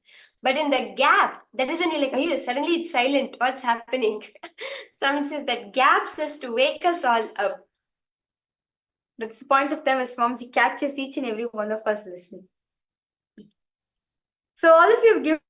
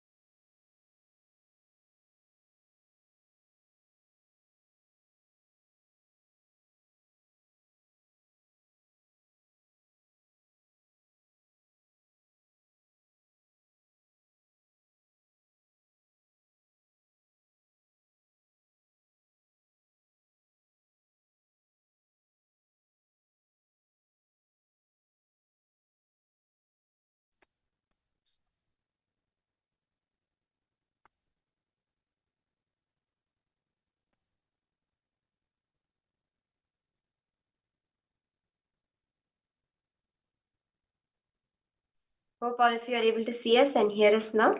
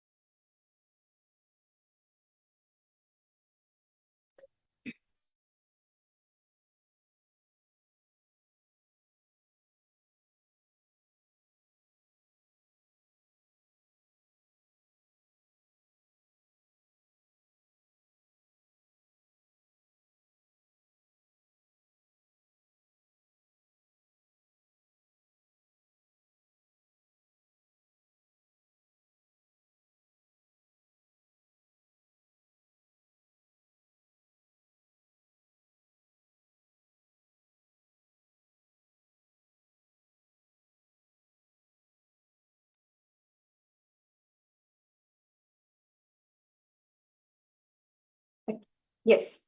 So I can see, okay, I see all the participants, all of you posted the reason why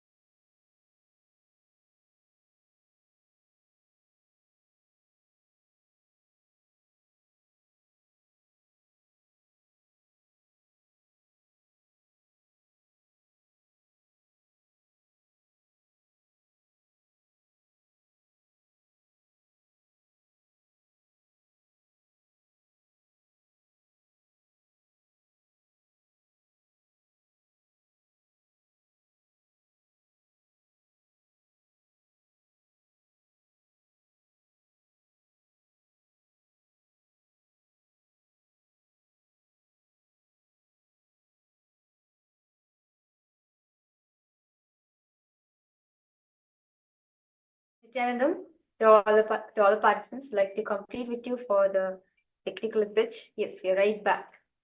So, the first session for all the participants is understanding what is Paramashivoham. Paramashivoham is a program for you to realize your highest potential, your highest possibilities, which is hidden into your being. And that Swamiji is going to be awakening. So, all the participants, we are now going to be watching a video where Swamiji is going to be explaining on what is Paramashivoham.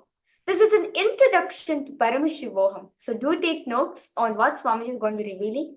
As with this introduction only, we are going to be starting our today's program into what is Paramashivoham and what's the best way to receive this gift of Paramashivoham in all of us.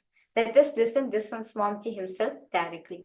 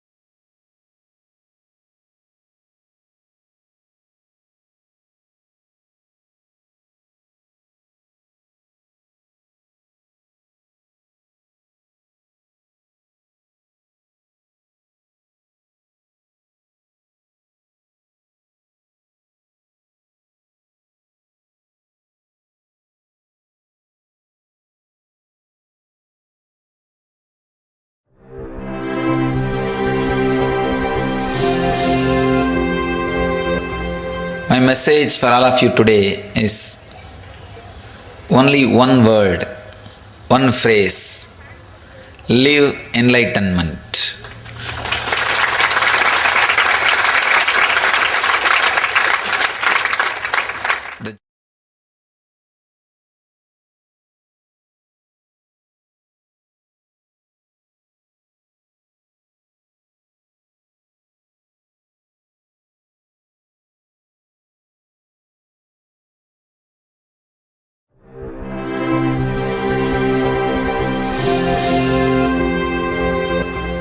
My message for all of you today is only one word, one phrase: live enlightenment.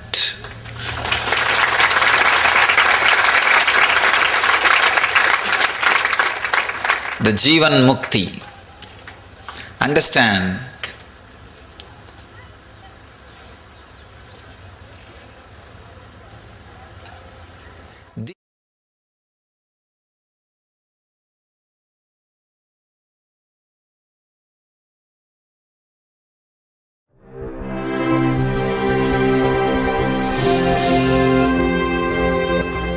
my message for all of you today is only one word, one phrase: live enlightenment.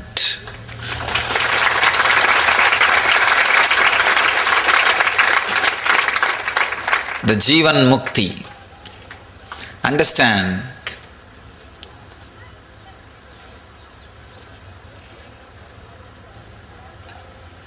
this year let us all dedicate it to live enlightenment, come whatever may.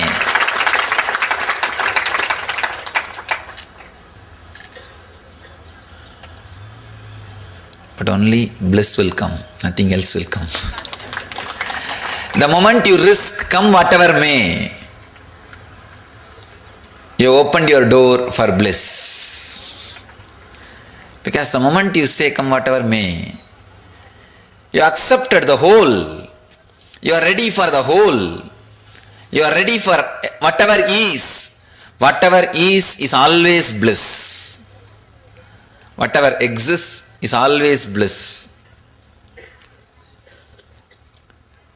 Let's dedicate this year for living enlightenment, for Jivan Mukti. Understand? Let me describe Jivan Mukti.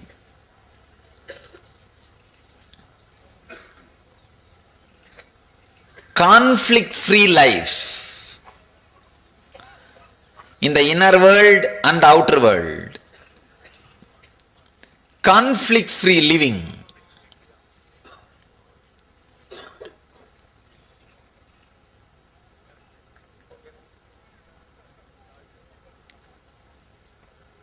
Living without gap between the inner world and the outer world. Either raise your energy, Shakti, to catch up with the outer world, or bring your Buddhi to catch up with the inner world. Raise your Shakti so that you can do whatever you want in the outer world, and raise your Buddhi so that you can accept whatever you have or whatever you are.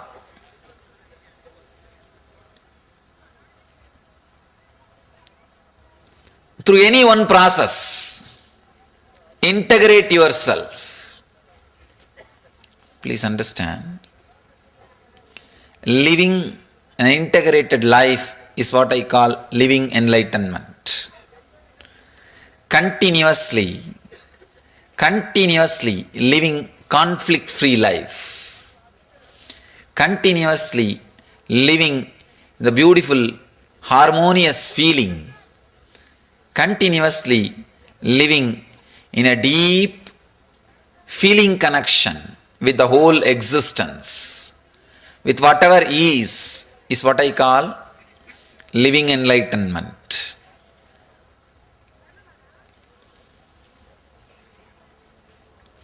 You have to put it in 4 words. Shakti, energy to change whatever you can, and Buddhi, intelligence to accept whatever is not needed to be changed, whatever doesn't need to be changed,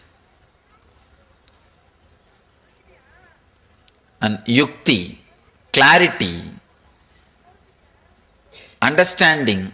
However you change, the whole world is a constant, continuous changing dream. What you call as reality is a continuously changing dream. That Yukti, that clarity. Above all, a deep feeling connection, bhakti, towards the unchanging energy, what you call as master or existence. Shakti, Buddhi, Yukti, Bhakti. When you live all these 4 in the life experientially, you are living Jivan Mukti. You are living enlightenment. You are radiating Jivan Mukti. Shakti to change whatever you can means energy to work on your life. Buddhi to accept whatever doesn't need to change means clarity, intelligence. We don't have to change the whole thing. No need. Then you will be too busy with changing instead of enjoying. You don't need to change the whole thing. If you think only you will enjoy only when the whole world becomes yours or as you want, it can never happen. So no need to change the whole thing. Intelligence to accept whatever doesn't need to change. ultimately, yukti, clarity. However you change, whatever you change, this existence, the whole thing is a continuous changing dream.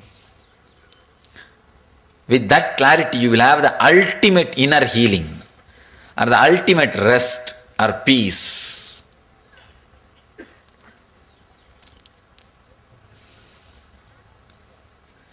When you have that clarity, however you try, whatever you change, the whole existence is a continuous dream which changes. Suddenly you will have deep feeling connection with one thing which does not change, which is eternal, Nitya Ananda. The feeling connection with that which does not change is what I call bhakti. When you live all these four experientially, it is mukti.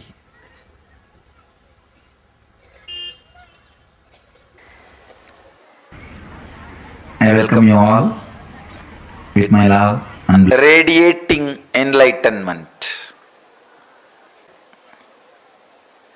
Radiate enlightenment continuously. Please understand, I am taking you deeper, further into living enlightenment. Radiating, the very word is so active, alive.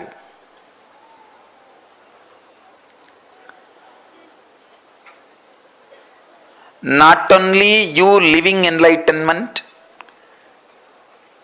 all the people around you, inspiring them through your living enlightenment is what I call radiating enlightenment. Let the enlightenment express through your muscles, in your thinking, in your words, in your action. Let it express through your being.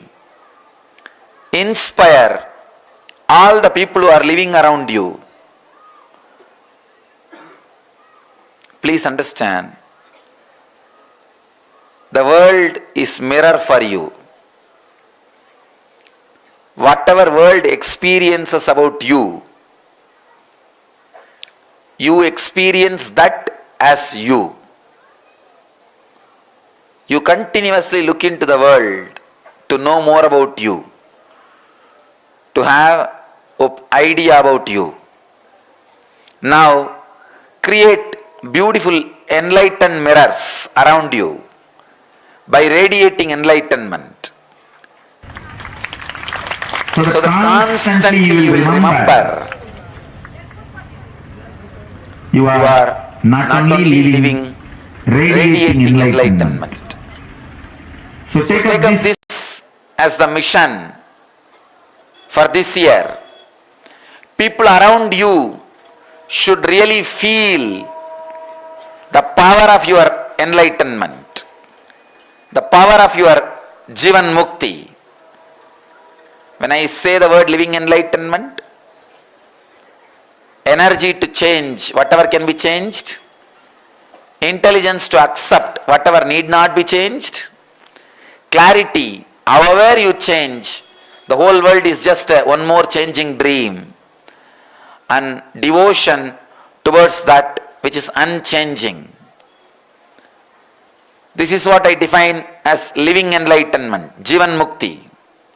Now, let these great truths radiate through your system so strongly. Let all the people around you, the world around you, feel the power of enlightenment. Let your muscles radiate this truth. Please understand, do not think there is so much of anger in me, suffering is in me, pain is in me. Don't think all these things are here, how can I be Jivan Mukta? You can never have a space where all these things are not there and feel you are a Jivan Mukta. No. You have to become like a Kala Bhairava, who is dancing between everything. Kala Bhairava Mukta Sarira means anything swallowed should be digested and should become part of your body. Jivan Mukta mind means anything seen, you should be able to swallow, digest it, crush it and clear it. It should become wisdom. Any food swallowed should become energy, and anything seen should become wisdom in you. That is what I call Jivan Mukta Sarira, the body of enlightened and the mind of an enlightened. Me. If you are living just in present, you have no freedom to correct your past and project your future. If you are living only in the past and future, you have no freedom to correct in present. If you are living in past, present and future, only then you have freedom to correct, freedom to amend and freedom to project. Understand?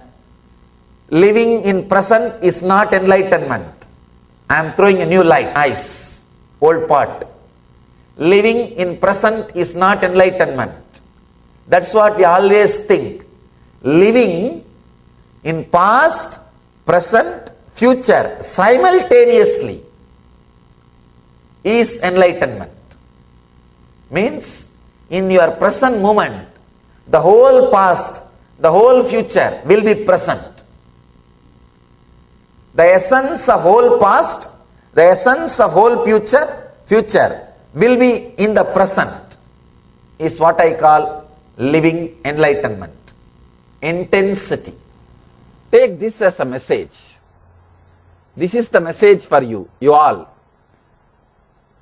Understand, in any situation, just remember how Swamiji will behave, how Swamiji will react, how Swamiji will face this situation. Simply you will see new door opens. This is what I call living enlightenment. Understand? You don't need anything else. This one is enough.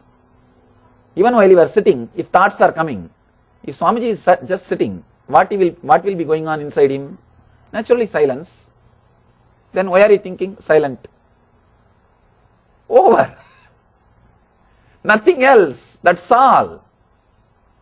Your mind will, if your mind says, no, I know it's true, but I can't do this, it's too much. Then you think, if Swamiji's mind says like this, how he will behave? You would have finished the mind that moment. That's all. Nothing else. That's all. Just be very clear. Carry this one message. Maybe you can take this one message and let this message become life into you. The message of living enlightenment. See, understand, from the age of 10, of course, around the age of 10 only I was inspired and impressed by him. That was the time I started. But I didn't even know it's a meditation technique or it's a technique or all those things. Just it started. How he will behave? How Annamalai Swami will behave for this situation? Because many times in the house, my brothers or family will, if they start fighting for something, some share, this, that. And I'll think, how Annamalai Swami will behave? He won't even bother. Forget about it. Let them have. That's all. Because actually this is what I call relationship with master. Relationship with master is not just doing some puja or putting some flowers or worshipping him once in a while. No. Being thoroughly impressed by him. Anything comes up, fear or insecurity or greed or anger, anything comes up, just see how he will behave. Simply it will disappear. It will just disappear. A simple understanding. Living enlightenment.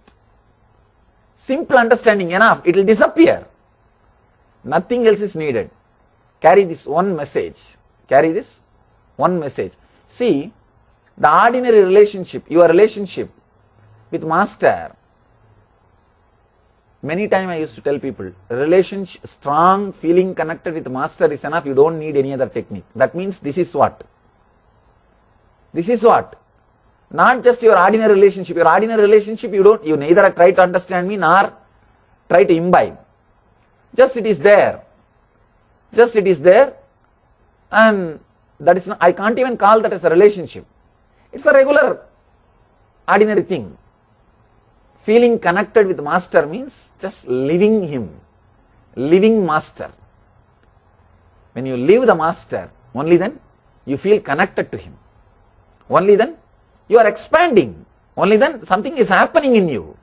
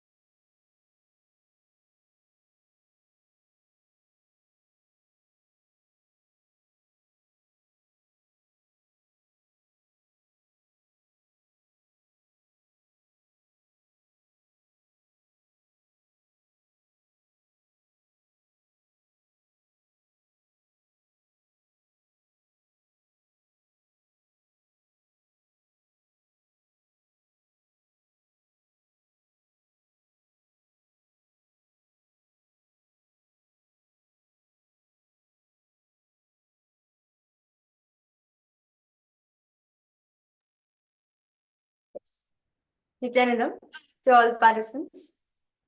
That was a very beautiful session where Swamiji spoke on the purpose of Paramashivoham, which is living Advait, living enlightenment, Jivan Mukti. Understand, Swamiji says fundamentally, living enlightenment is our nature. It is our highest possibility. It's just that we have forgotten about it. Paramashivam program is a wake-up call to your way. It's a wake-up call to you. I reminded to you saying that you are living enlightenment. Therefore, you don't need to have any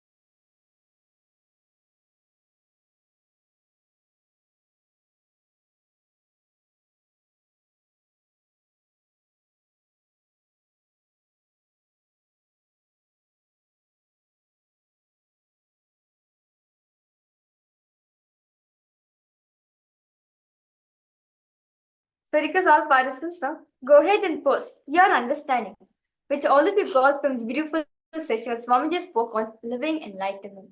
How living enlightenment is the purpose of our life. And we have come here for that way experience. The reason why all of you are coming down for the Paramashivam program is this one reason: living enlightenment, living a conflict-free life. That is living enlightenment. So as we start today, we have a beautiful tip for all of you, which is Swamiji has revealed a powerful detoxification recipe, which is neem juice. Yes. Neem juice is actually is an Ayurvedic herb, where just by drinking any form of it, either the seed, the fruit, the leaf, the flower, or even the bark or a stem, neem in very nature itself is very herbal. A lots of healing is there within the thing. It does a lot of detox within your system. That is why when you take anything related to neem, yes, even though it's bitter, but still it works in your system.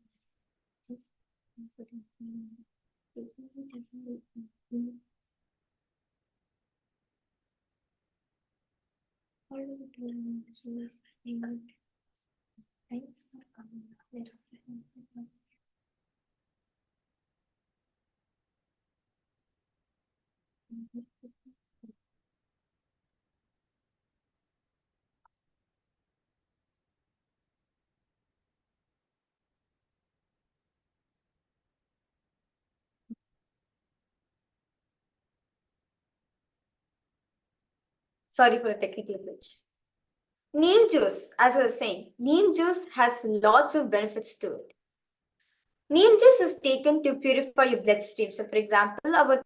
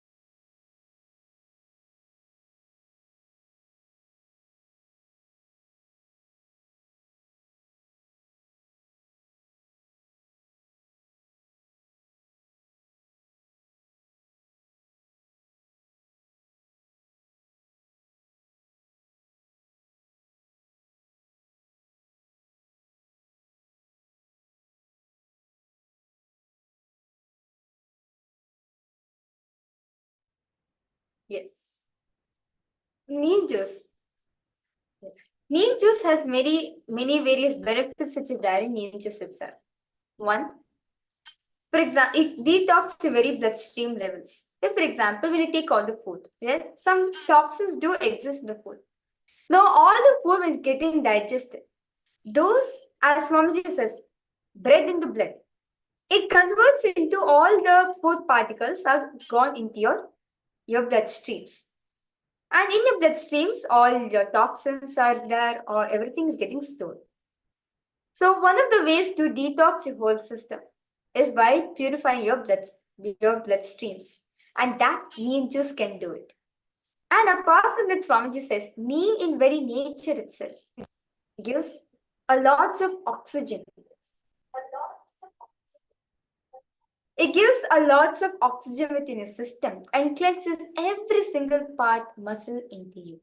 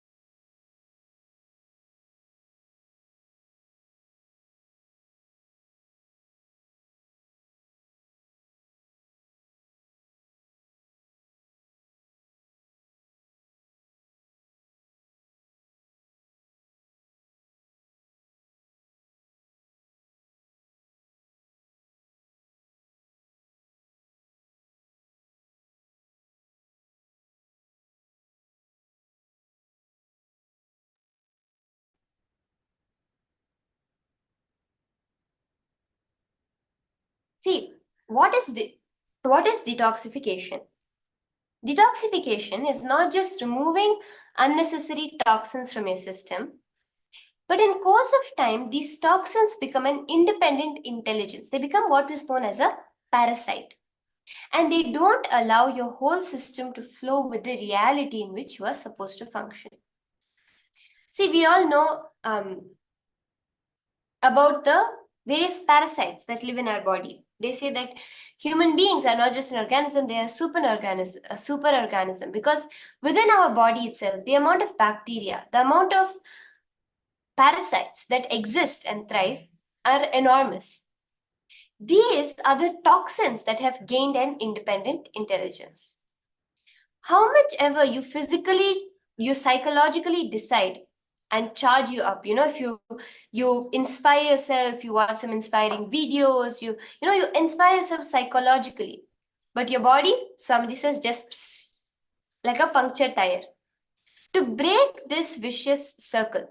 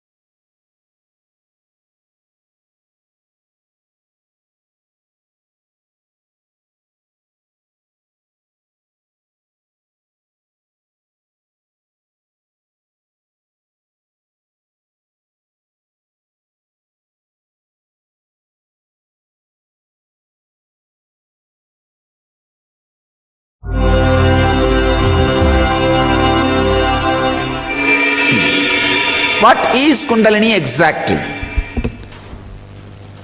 In all of you, the huge, unimaginable potential energy which stays in the form of the non-mechanical parts of the brain.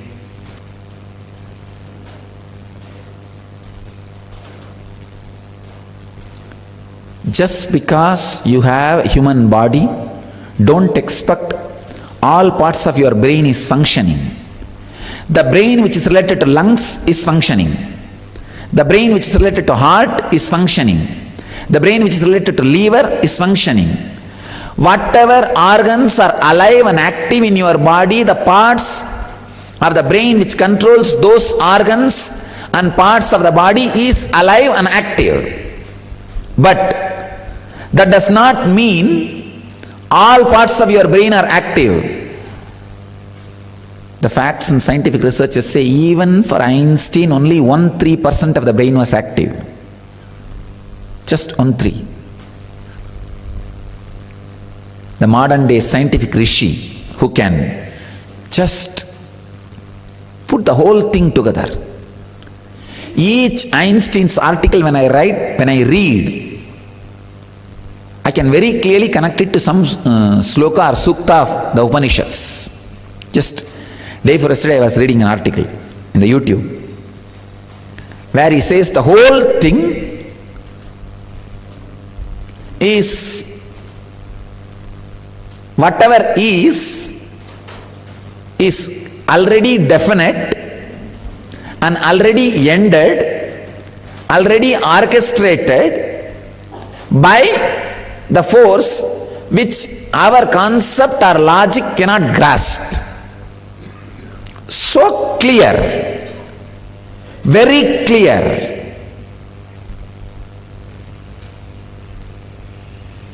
Even his brain is only 1-3% active, 13%. So just because we have human brain, that does not mean our whole brain is alive and active.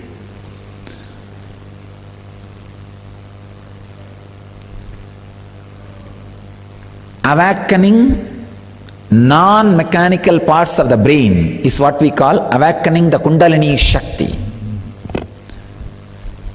There is an intense potential seed energy residing at the root of your spine, which is awakened through the proper process. I can call it the potential bioenergy. Through the proper process, when it is awakened, your whole body, whole brain, whole mind becomes alive, and you have access to the energy field, the energy mandala of your own body, energy circle of your own body.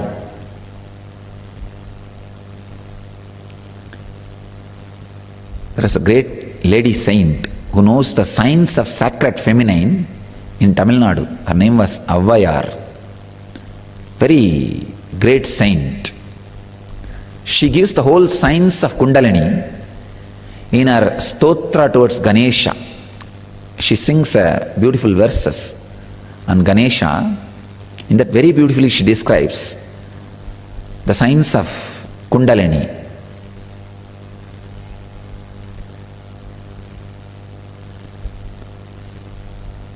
Just through the process of air, how to awaken the fire of Kundalini Shakti in your body and experience the ultimate success in the outer world and in the inner world.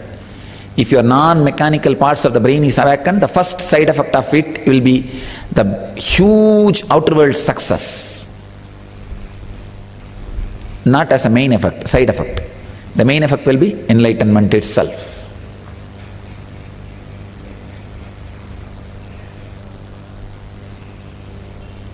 The science which she describes is what we are practicing in the name of Shambhavi.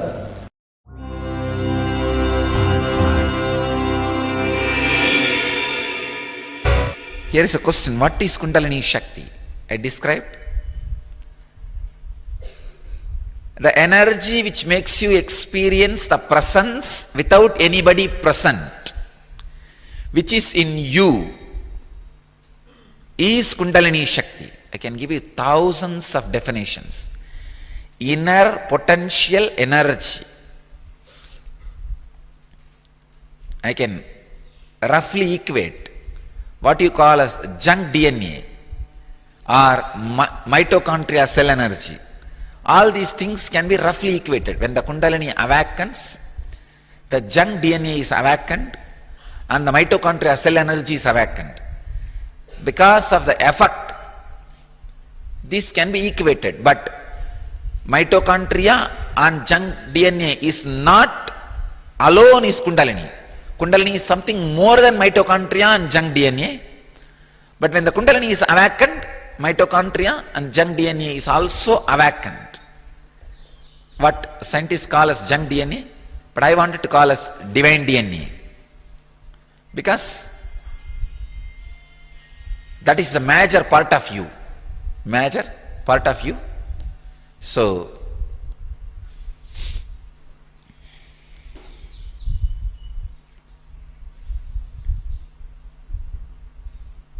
Kundalini is a inner potential bioenergy. When it is awakened, makes you feel the presence, pure presence without anybody present.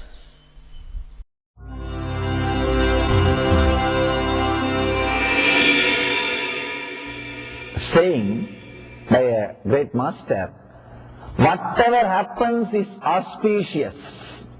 Mangala, Shivam.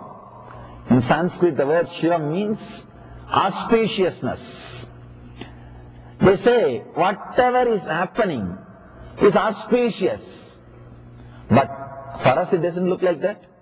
If you ask CNN for a few minutes, you will understand. No. Whatever is happening is not auspicious. But again and again, enlightened masters are saying, whatever is happening is auspicious. Mangala, Shivam. Why? Why they are saying again and again? People ask me, what is this, Swamiji? If they see the CNN for 10 minutes, they will understand. Whatever is happening is not auspicious. If they listen to the news, they will understand. But even after listening to the news every day, seeing everything, I do feel whatever is happening is auspicious. What to do? Very difficult. A logical man cannot understand, cannot relate with what I am saying. In the planet Earth, only two kinds of human beings are there. People who feel everything is inauspicious. We need some correction. We need some alteration. We need some further development. We need to remodel. There are some people who feel everything happening is auspicious. Person who feels whatever is happening is inauspicious is a materialistic. He believes in matter, correction, being, remodeling, changing, altering. Person who believes whatever is happening is auspicious is a spiritualist. Believes in the intelligence of the cosmos, the whole. He is very clear, the whole is much more intelligent than part, me. You can either think whatever is happening is inauspicious, or you can realize whatever is happening is auspicious. Why? Enlightened beings are constantly feeling whatever is happening is auspicious. It is just because of the Kundalini Shakti. Once this Kundalini energy awakens in you, you will feel so much of energy in your body, you will not be able to complain about anybody. Understand? You will complain about anything or any person or any incident only when you are in low mood. Means your usual mood. You will not be able to complain, criticize, or feel disappointed about any person or anybody if your body is overflowing, bubbling with energy.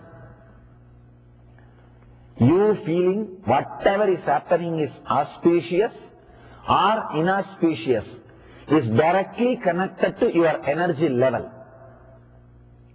At some time, if you get the glimpse of that high energy, by some method, sometimes people get into that high energy without even knowing. Maybe if they go to some high energy places, or if they are really relaxed, they get into that high mood. Suddenly those few moments or few hours, you feel you are so fulfilled, nothing is wrong in the planet Earth. You will feel everything is going the best way.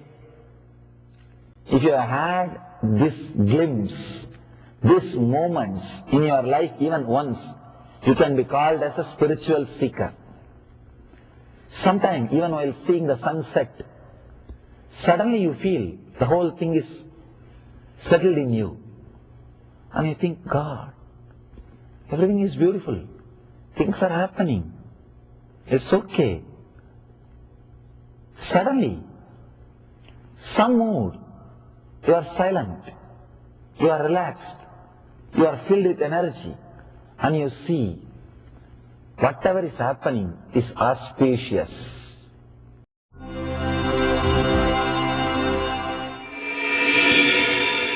There are some subjects in which I can only do, then talk.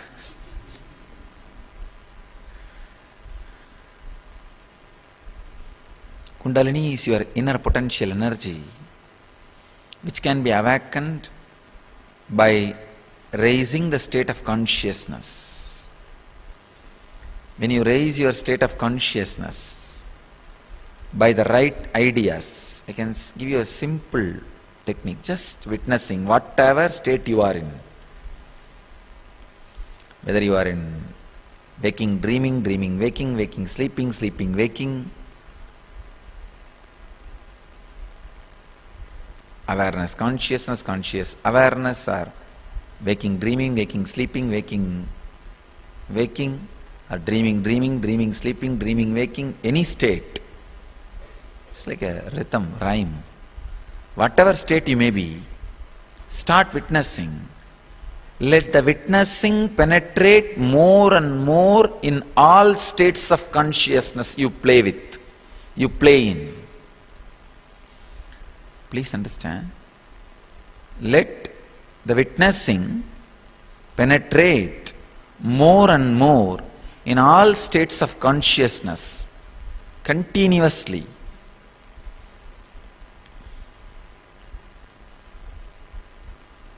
You are in, that is the only way you can straight away raise the state of consciousness. The master key for encouraging all the states which need to be encouraged in you is witnessing. Witness whatever is happening in you. Continuously witness whatever is happening in you. You will raise yourself to the higher and higher and higher states of consciousness. Instead of giving too much words, I will leave you today with this one master key. Witnessing, so that you can work on it, you can experience it. Then I'll add more technical knowledge and techniques to you in further session.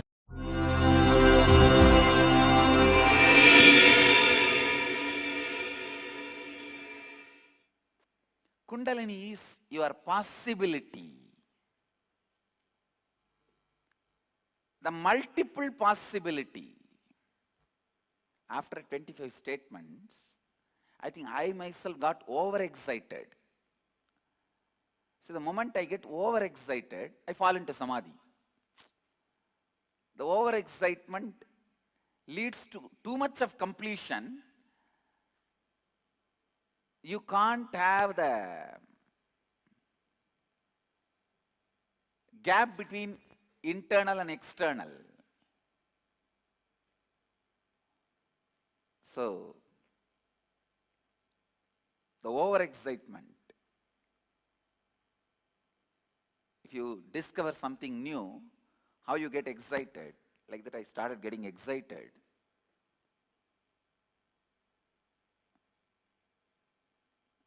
So the moment I started getting excited, I saw very clearly the Sanskrit, the words go inside and come out as a diffused energy.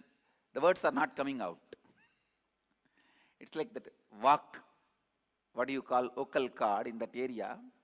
From the being, the words enter, and by the time it comes out, it just becomes prana. It is no more a word. It is disintegrated to prana. Means gone back to the original source, the original form. So the original form of a letter is mantra. Original form of a language is mantra, the prana space. I know I'm throwing too many mystical details. Even if you don't understand, it's okay. I just wanted all these to be on record. When science evolves to scale spirituality, that time the scientists will discover the meaning of all these words. Till then, let all these be at least on record.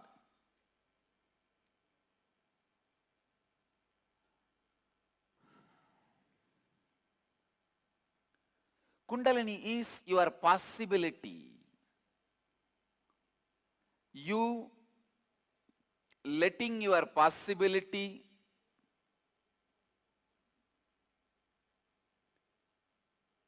happening in you. You trusting your possibility without self-doubt. You responding to your possibility without the self-doubt is Kundalini energy. Please understand.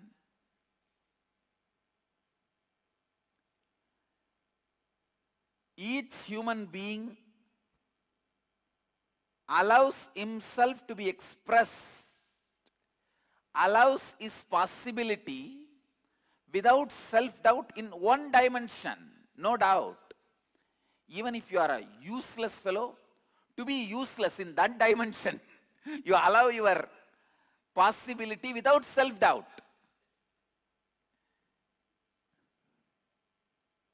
Somebody allows their possibility without self-doubt in the field of cooking. This guy may be useless in all other fields, but in cooking, he has no self-doubt about himself. He knows any dish he sees, he will be able to make it. Some people will allow themselves without self-doubt in the field of medicine. Maybe an orthopedic surgeon or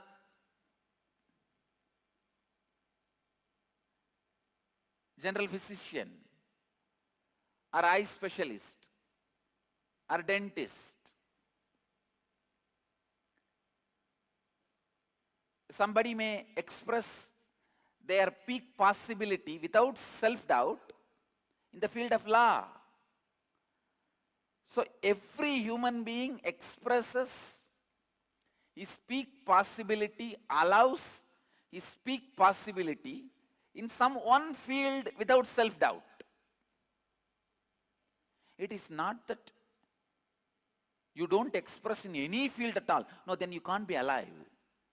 Even to be alive, at least in one field, you have to allow the Kundalini to breathe through you.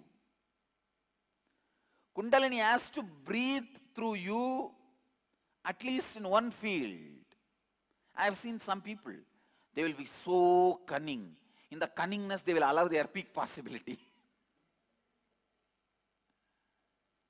In some field, you allow your peak possibility without self-doubt. A great lawyer, he may have a lot of doubt about his character.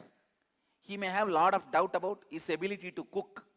He may have a lot of doubt about his ability to drive.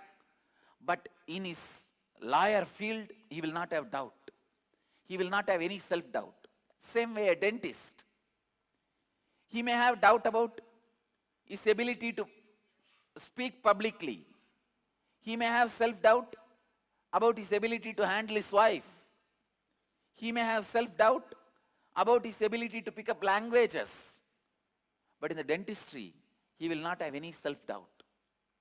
So understand, in any field, you express your peak possibility without self-doubt. You allow your kundalini to be awakened in that field. So in that field, your logic gets so refined, it becomes intuition.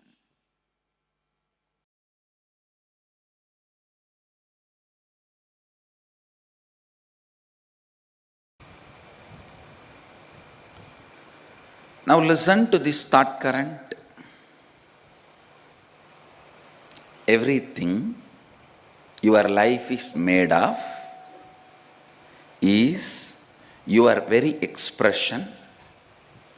Listen, everything your life is made of is your very expression, experientially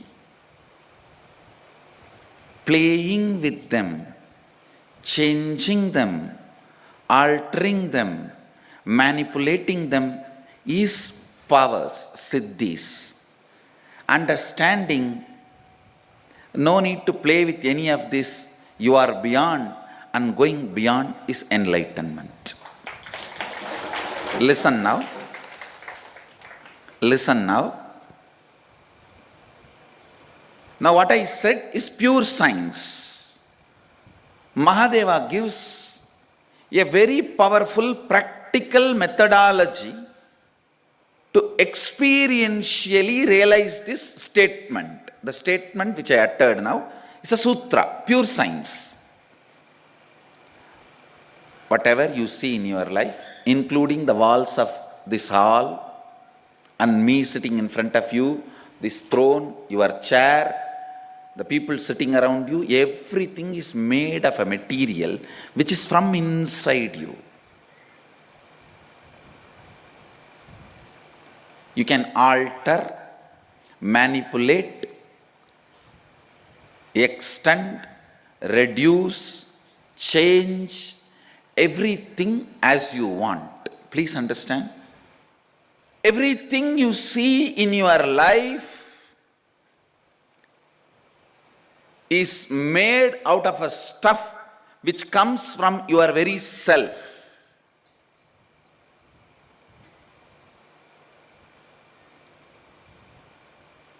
The wax, the material in which your waking state is made and your dream state is made,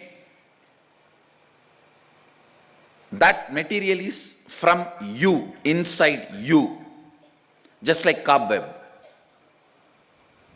It's from you, the material is manifested.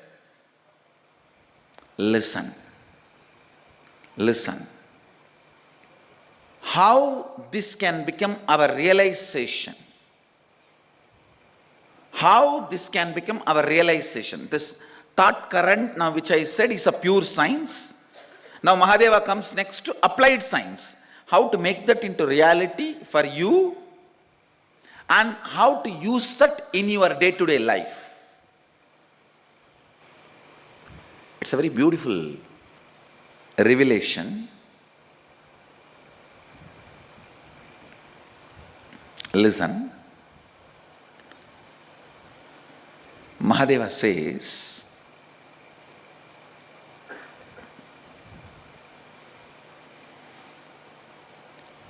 early morning,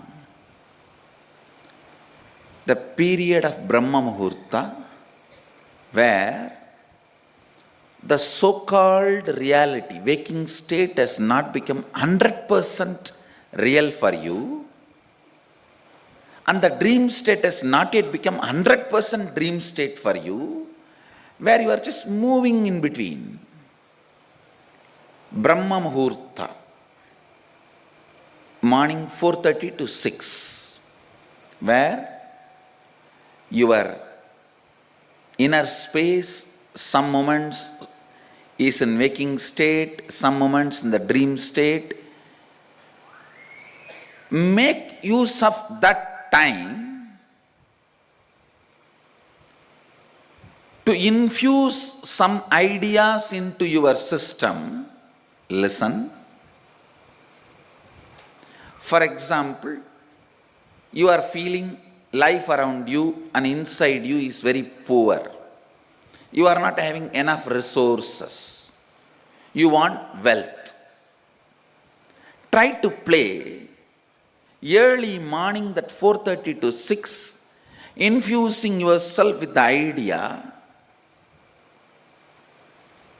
let me manifest wealth. Your visualization should be more towards wealth, not towards moving away from poverty. Please understand, if you say, let me move out of poverty, you will be all the time visualizing poverty. No. Move towards wealth, visualizing wealth. The first thing will happen when you consciously play with your Brahma Muhurta consciousness. That is a unique consciousness. That's a unique time and space where you are neither fully awake, nor fully sleeping, nor fully dreaming.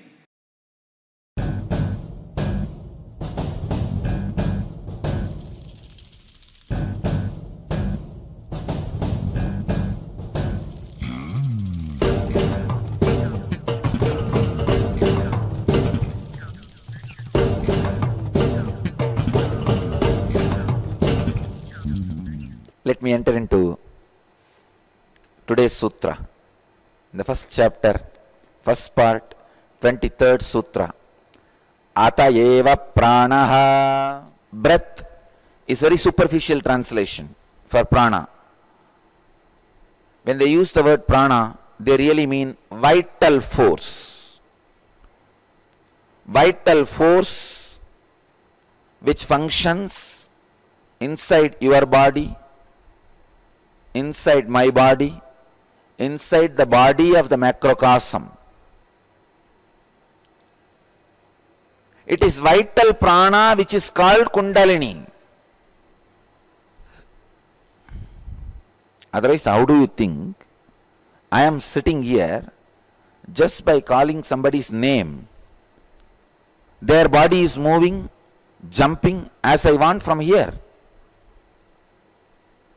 Whoever has been initiated into Kundalini awakening means whose prana is connected to my prana, which is cosmic prana, immediately responds. Sometimes thousands of kilometers, thousands of miles. How is it possible?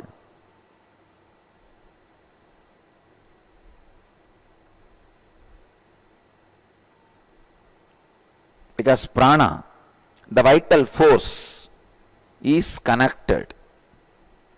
Vital force is connected.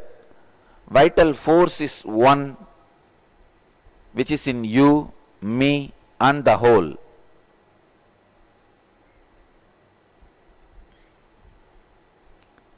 Let me give you some more references.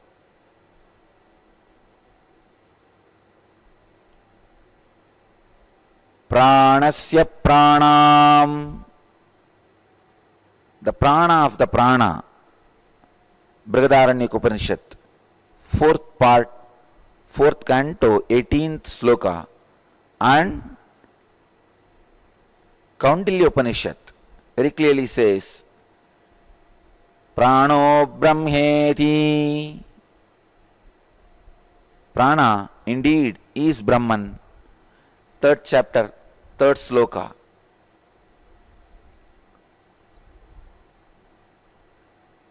If you see all the scriptural references, Upanishadic references, It is established prana is Brahman. Now we need to understand the practical implication. By knowing prana is Brahman, what am I going to do? By knowing vital force is Brahman, what am I going to do? Keep vital force as a first priority in all your actions. In all your actions and reactions, let the vital force be the first priority. The Siddha tradition, they say very beautifully, don't do any action, activity in which you need to forget the vital forces operating in your body. Even if you need to run, remember the vital forces need to run in your system. If you are walking fast, remember the vital forces running in your system. In the Vedic tradition, that is why all the Vedanta sannyasis are asked to carry a danda. If you carry a danda, you cannot do any action losing your awareness. Whole day, something is all the time there in your hand. Your actions and reactions are controlled, measured, constantly drilled by awareness. Maybe the sacred secret in this sutra is be aware of the prana movement in your life. Let the moments of prana be the first priority. Morning when you wake up, just see the movements of prana in you. Please understand, prana is vital force. Movements of prana is your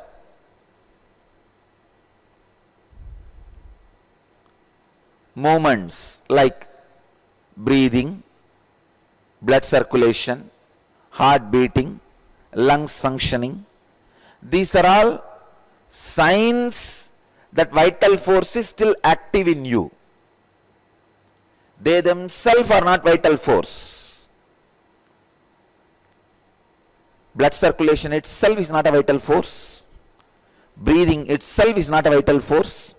Heart beating itself is not prana. But all these are signs the prana is alive in you.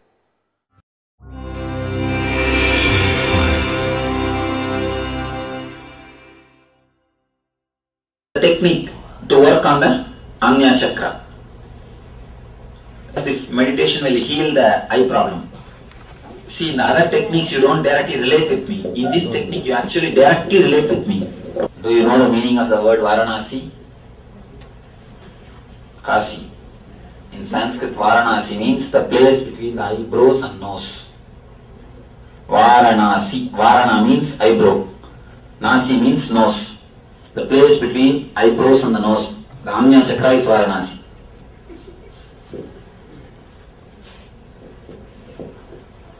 Ajna chakra is Varanasi.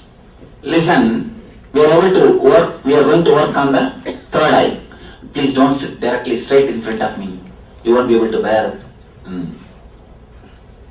One candle fixed in front of me. Please listen the instruction carefully. Please listen. We are going to work on the third eye.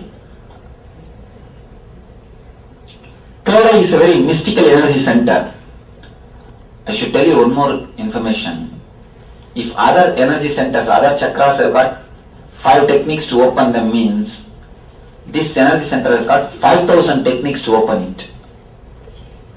Such a powerful chakra. In all over the world, thousands and thousands of mystics. There is no master, no mystic who did not work on this third eye. Everybody, almost everybody works on this third eye. Let me give the instruction. As a 2-layer, we are going to work on this third eye. First layer, first thing, by closing your eyes. By closing your eyes, concentrate on the third eye Feel as if you are drilling it from inside. Drilling it from inside. Visualize as if you are drilling it from inside. If you visualize you are drilling it from inside, you will see that your whole energy is concentrated on the third eye. First instruction, when I ask you to close your eyes and drill the third eye from inside. Next, second level, when I ask you to open your eyes, see through your third eye to my third eye. See through your third eye to my third eye. Understand? Don't look through two eyes. How to look? Imagine as if you are looking through the third eye. Visualize as if you are looking through the third eye. You are seeing through the third eye with the physical two eyes opened. When you close your physical two eyes, you have to concentrate on the third eye. When you have opened your two eyes, just imagine that you are looking through this area. In the beginning only it will be as if. In 1 or 2 seconds you will see, you are able to look through that one vision. One moment, yes. They have to remove the sticker bindi? Yes, if you have the sticker bindi, remove it. Never use sticker bindi. That locks the Ajna chakra. Always keep kumkum. Kumkum can be there. When you open your eyes, look through your third eye to my third eye, where I have this dot. Understand? So, understand the instruction. When you close your eyes, feel you are drilling the third eye. When you open your eyes, look through your third eye to my third eye. By closing your eyes, concentrate on the third eye. Feel as if you are drilling it from inside. Om Nithyananda Paramashivoham. Om Nithyananda Paramashivoham. Om Nithyananda Paramashivoham. Om Nithyananda Paramashivoham. Om Nithyananda Paramashivoham. Om Nithyananda Paramashivoham. Om Nithyananda Paramashivoham. Om Nithyananda Paramashivoham. Om Nithyananda Paramashivoham. Om Nithyananda Paramashivoham. Om Nithyananda Paramashivoham. Om Nithyananda Paramashivoham. Om Nithyananda Paramashivoham. Om Nithyananda Paramashivoham. Om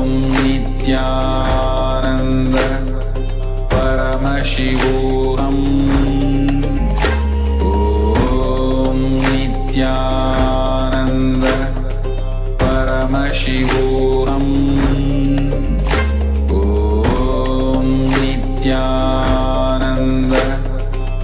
Paramashivoham. Om Nithyananda Paramashivoham.